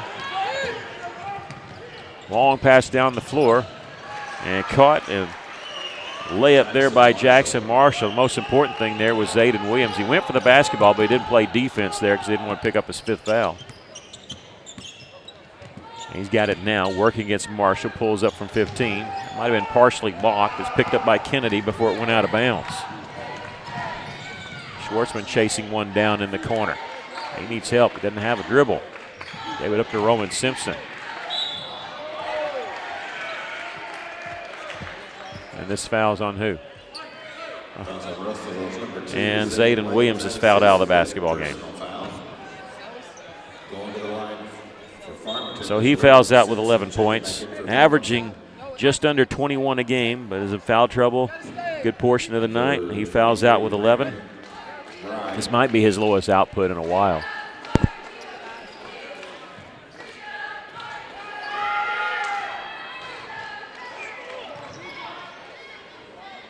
They thought it was an and one, I guess. He got 2 free throws.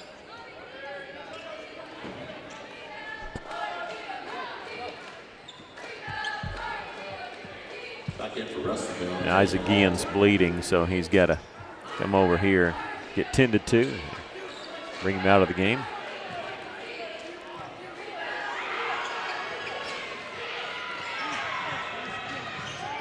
Simpson got his own rebound in the lane, and he got the shot to go. Just his 2nd field goal, but he's got 7 points. Missed both free throws, but he got the putback.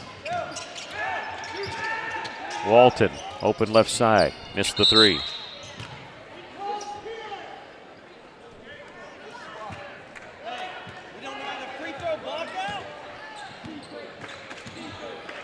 One minute left to play here in the 3rd.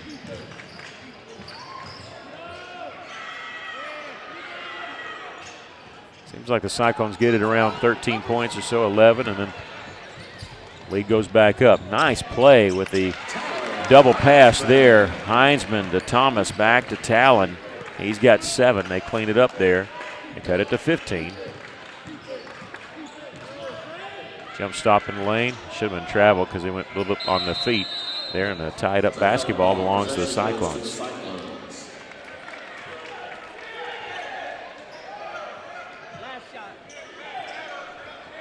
Coach Chenault saying last shot.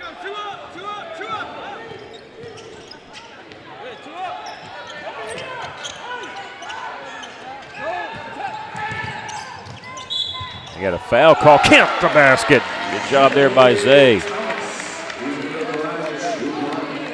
It came forward, and Kennedy's picked up his 4th. Instead of staying straight up,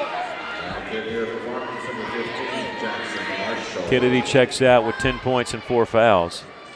I know Coach Chenault wanted to play for 1 shot there, but they didn't realize Thomas was going to attack after they beat the press and be given that opening. The only way to stop him was to foul, and even then they didn't stop him. He gets the 3-point play. He's got 8 points. Got to pick up the scoring from somewhere with Zayden Williams out of the game, fouling out with 11. Need a defensive stop here with 10 seconds left. Delayed double team. Taylor missed. Follow, that one won't go. Another follow, tipped around a couple times. They'll kick it out. Schwartzman for 3, and he gets the bounce. And that's the end of the 3rd quarter. 57-42. Farmington leads it.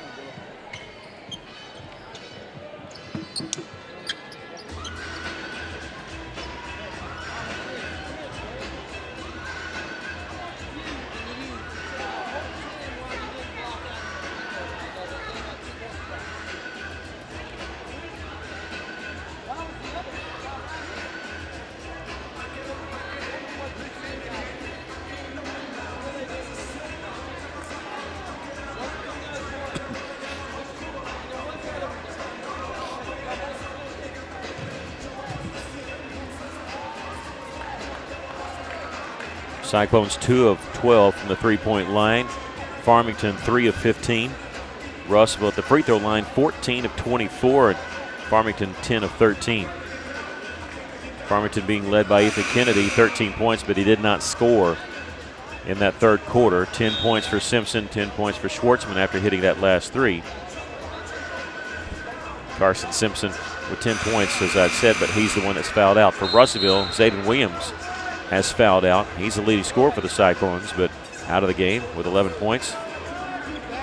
8 points for Campbell and Zay Thomas. Cyclones want to get back into this, got to find some offense from somewhere. Like I said, it seems like they cut it to 11 to 13 points. It goes back up to 17, 18. It's going back and forth there. We cut it to 8 at one point, 38 to 30 in the third quarter. Farmington went on a quick 5-0 run right after that to get it back up at double figures. That's where we've been ever since. Schwartzman hits the three. Maybe starting to heat up a little bit. He's got 13. He had 14 assists against Siloam Springs, 12 points is what he's averaging. He's at 13 now. He gets a defensive rebound here. Presley Taylor's shot blocked there by Thomas. Rebound underneath, and we get a foul called on the Cyclones.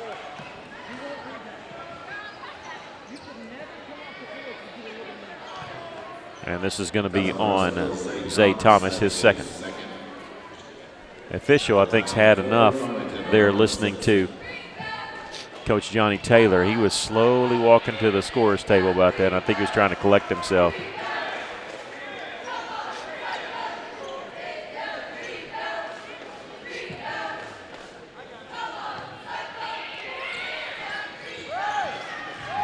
Great restraint there. I think that's why. We did say technical foul called in this game, but it was on a player. Heinzman getting the pass in the front court. Give us again, back to Talon. 23 seconds on the shot clock. Posting up outside the lane. Campbell is double teamed, got it back to Zay. Jump stop in the lane. Double clutch on the shot again using the glass. And Zay with 10 now. His career high is 14 against Siloam Springs. Taylor inside pass to Brandon Bry with the basket. Brandon Bry. Could call double dribble, but I think it's a foul that called that double dribble. They got Marcellus pretty good on the arm. So probably just a good no call if you didn't want to call one. Campbell stepping around, little baby hook shot won't go. Rebound comes to Roman Simpson. Taylor, and we get a foul call. This is going to be on Marcellus, number 4 on him. Oh, no, it's on Zay. Never mind. Number 3 on him. Olsen and Williams each with 3. Campbell with 3. Zayden's fouled out with 5.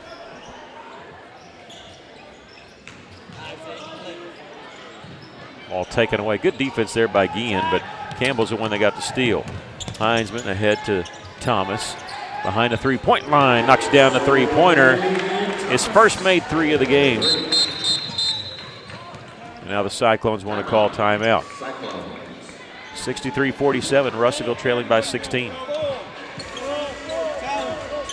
Midway through the fourth quarter, Alma leading Mountain home 74-56.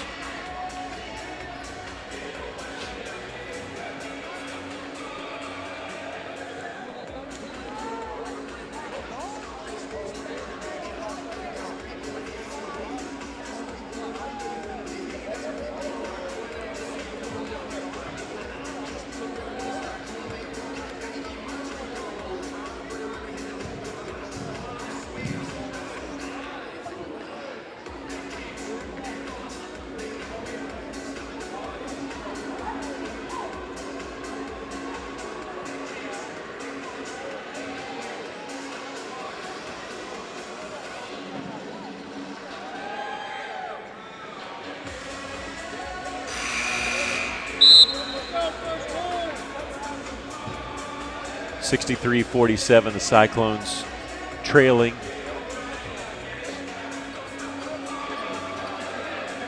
Russellville calling this timeout. The Cyclones have 1 more left. Farmington with all 5 left.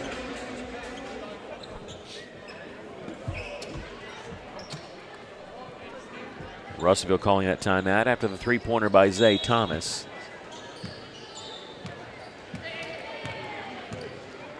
Zay with 13 and 1 shy of his career record. Schwartzman from the baseline. He was quiet in the first half. A lot of no-look passes, but Only 5 points in the first half. He now has 15.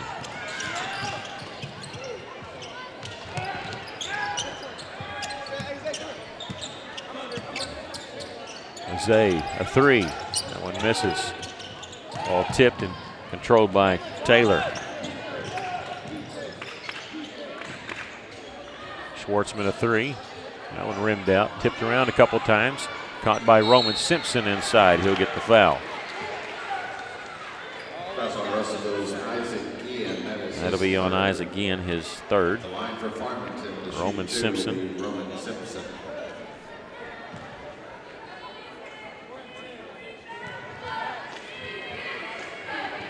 He'll hit that one. He's 5 of 8 from the line.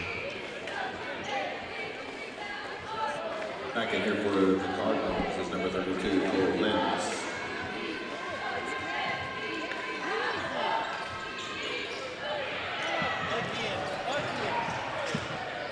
And Roman Simpson getting his own rebound. That's the second time he's gotten his own rebound off a missed free throw.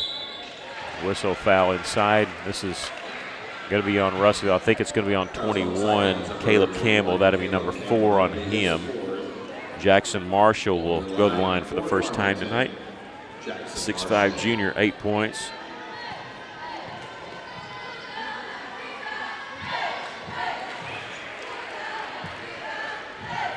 They're getting to the free throw line a lot here in the fourth quarter already. It's their third trip.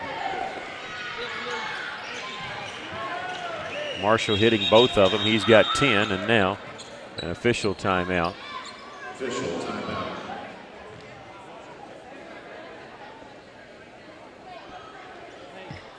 I don't know what we're checking on.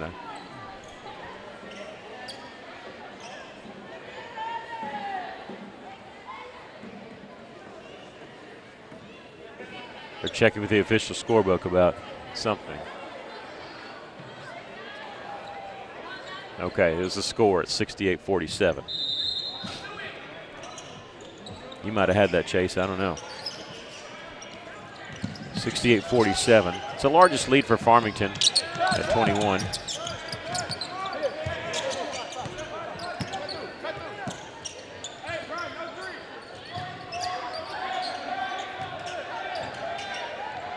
Kellen Heisman will dribble out and miss the three. Rebound. There'll be a foul on Farmington. A couple bodies on the floor, both of Russellville. This is going to be on Brandon Bry, his first.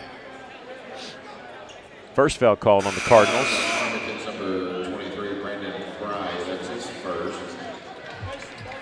And Farmington's going to bring in Presley Taylor, but then they're also going to bring in 4 other guys we have not seen yet. J.J. Moore, number 13. Number 21, Noah Scott. Number 4, Ajaya Taylor, 6'3" sophomore. And number 3, Casson Brown, 6'2" sophomore. Another 6'2" sophomore.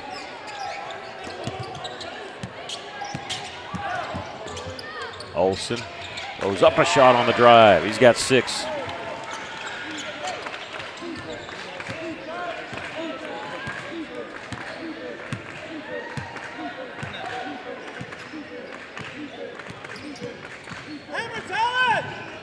Presley Taylor travel with the basketball. He tried the pass inside. Nobody had broke to the basket. He kind of got hung out there with nowhere to go. Marcellus lost it. Here's Guillen as he picked it up. Isaac with 6. Good job, Isaac. His career high is 8. He did that against Conway and against Greenwood Thursday night. Tuesday night. I'll get it right here in a second. All mixed up playing on a Thursday conference season. Not used to that. On Tuesday night, we were at Greenwood. Cyclones won that one for their first conference win of the season. Number 0, Isaac Carbonell. He's a 5'8" junior. He replaces Presley Taylor. I'll tell you, Farmington, a lot more nice about being up than most teams we play.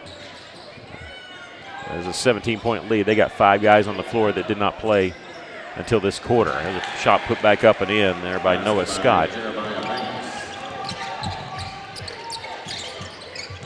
Marcellus Olsen on the drive. We count the basket. We do. Basket's good. He'll go to the line to shoot one. Fouls on Farmington's number 0. Down Carbonell. And now Presley Taylor will check back in, replacing Carbonell.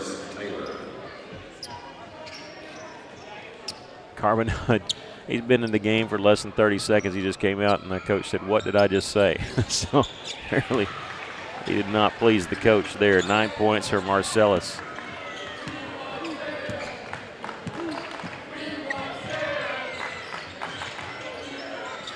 A three-pointer knocked down there by J.J. Moore.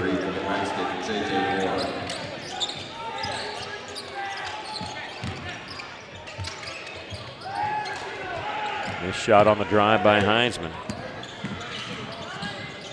Taylor, nice feed inside there. Count the basket by Noah Scott. He's got 4, and he's going to the free throw line. This is going to be on Zay. Yeah, it is going to be on Zay Thomas. That's number 4 on him. He picked up 3 fouls here in the fourth quarter. Back in for the Cyclones, number 12, Hayden Walton. And Zay will come out with 4 fouls. Walton in for him. Free throw miss, Walton the rebound. Under 3 minutes to go.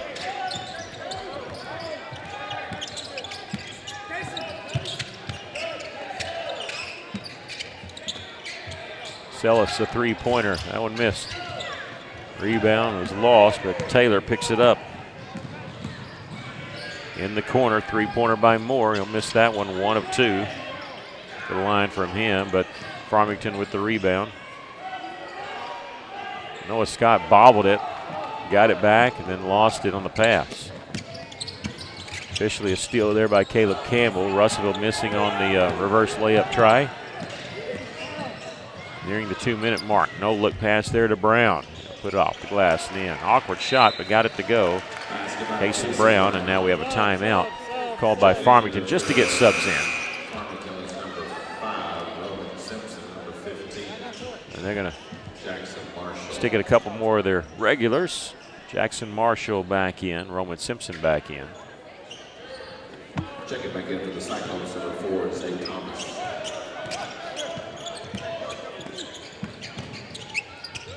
Zay Thomas from the right elbow. He's got 15, and that's a career high. His previous one was 14 against Siloam, 15 tonight. And a three-point answer there by Noah Scott.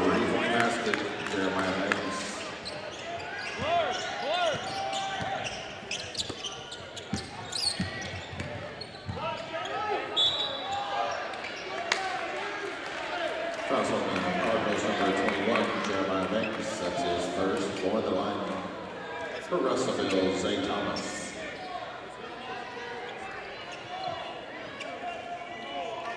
We've just been told it's Jeremiah Banks is number 21. We had Noah Scott. And neither one of those players on the roster we were given. Jeremiah Banks we have is 55, so apparently he's wearing 21 tonight. Is that right?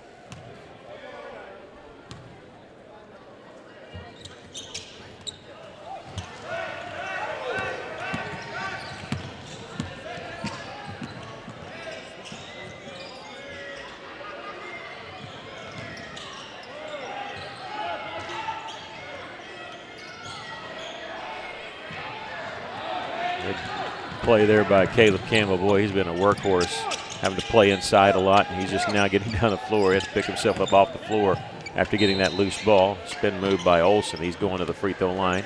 And that'll be on 13, J.J. Moore. His first. His first, Marcellus Olsen at the line for the Cyclones.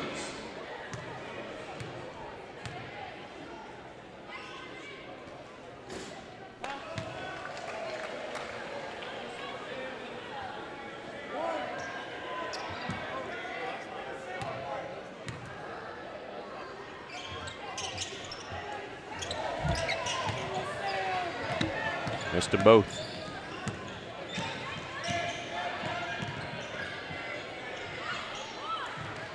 Three-pointer there by J.J. Moore. I'm sorry, Press Taylor.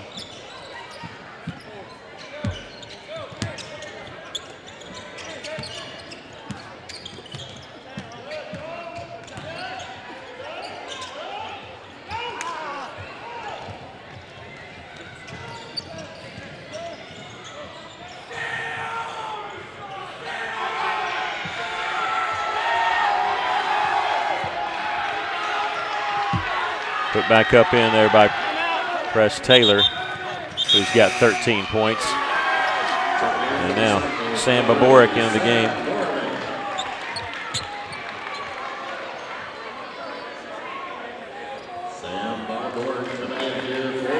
Boboric's got to tuck his shirt in.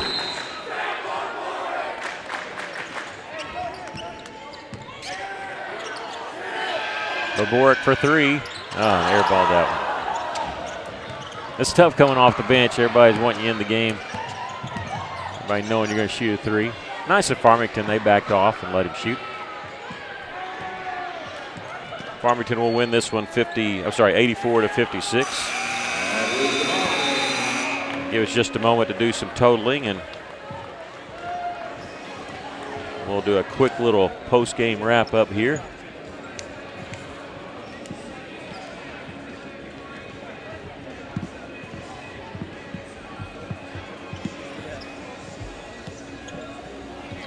All right, let's do some team stats first.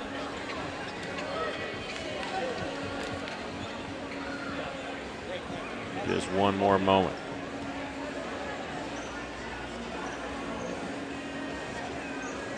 All right, Russellville 14 of 28 from the free throw line, 3 of 17 from the three-point line. Farmington was 14 of 16 from the free throw line. 14 of 17 from the free throw line. 6 of 20 from the three-point line.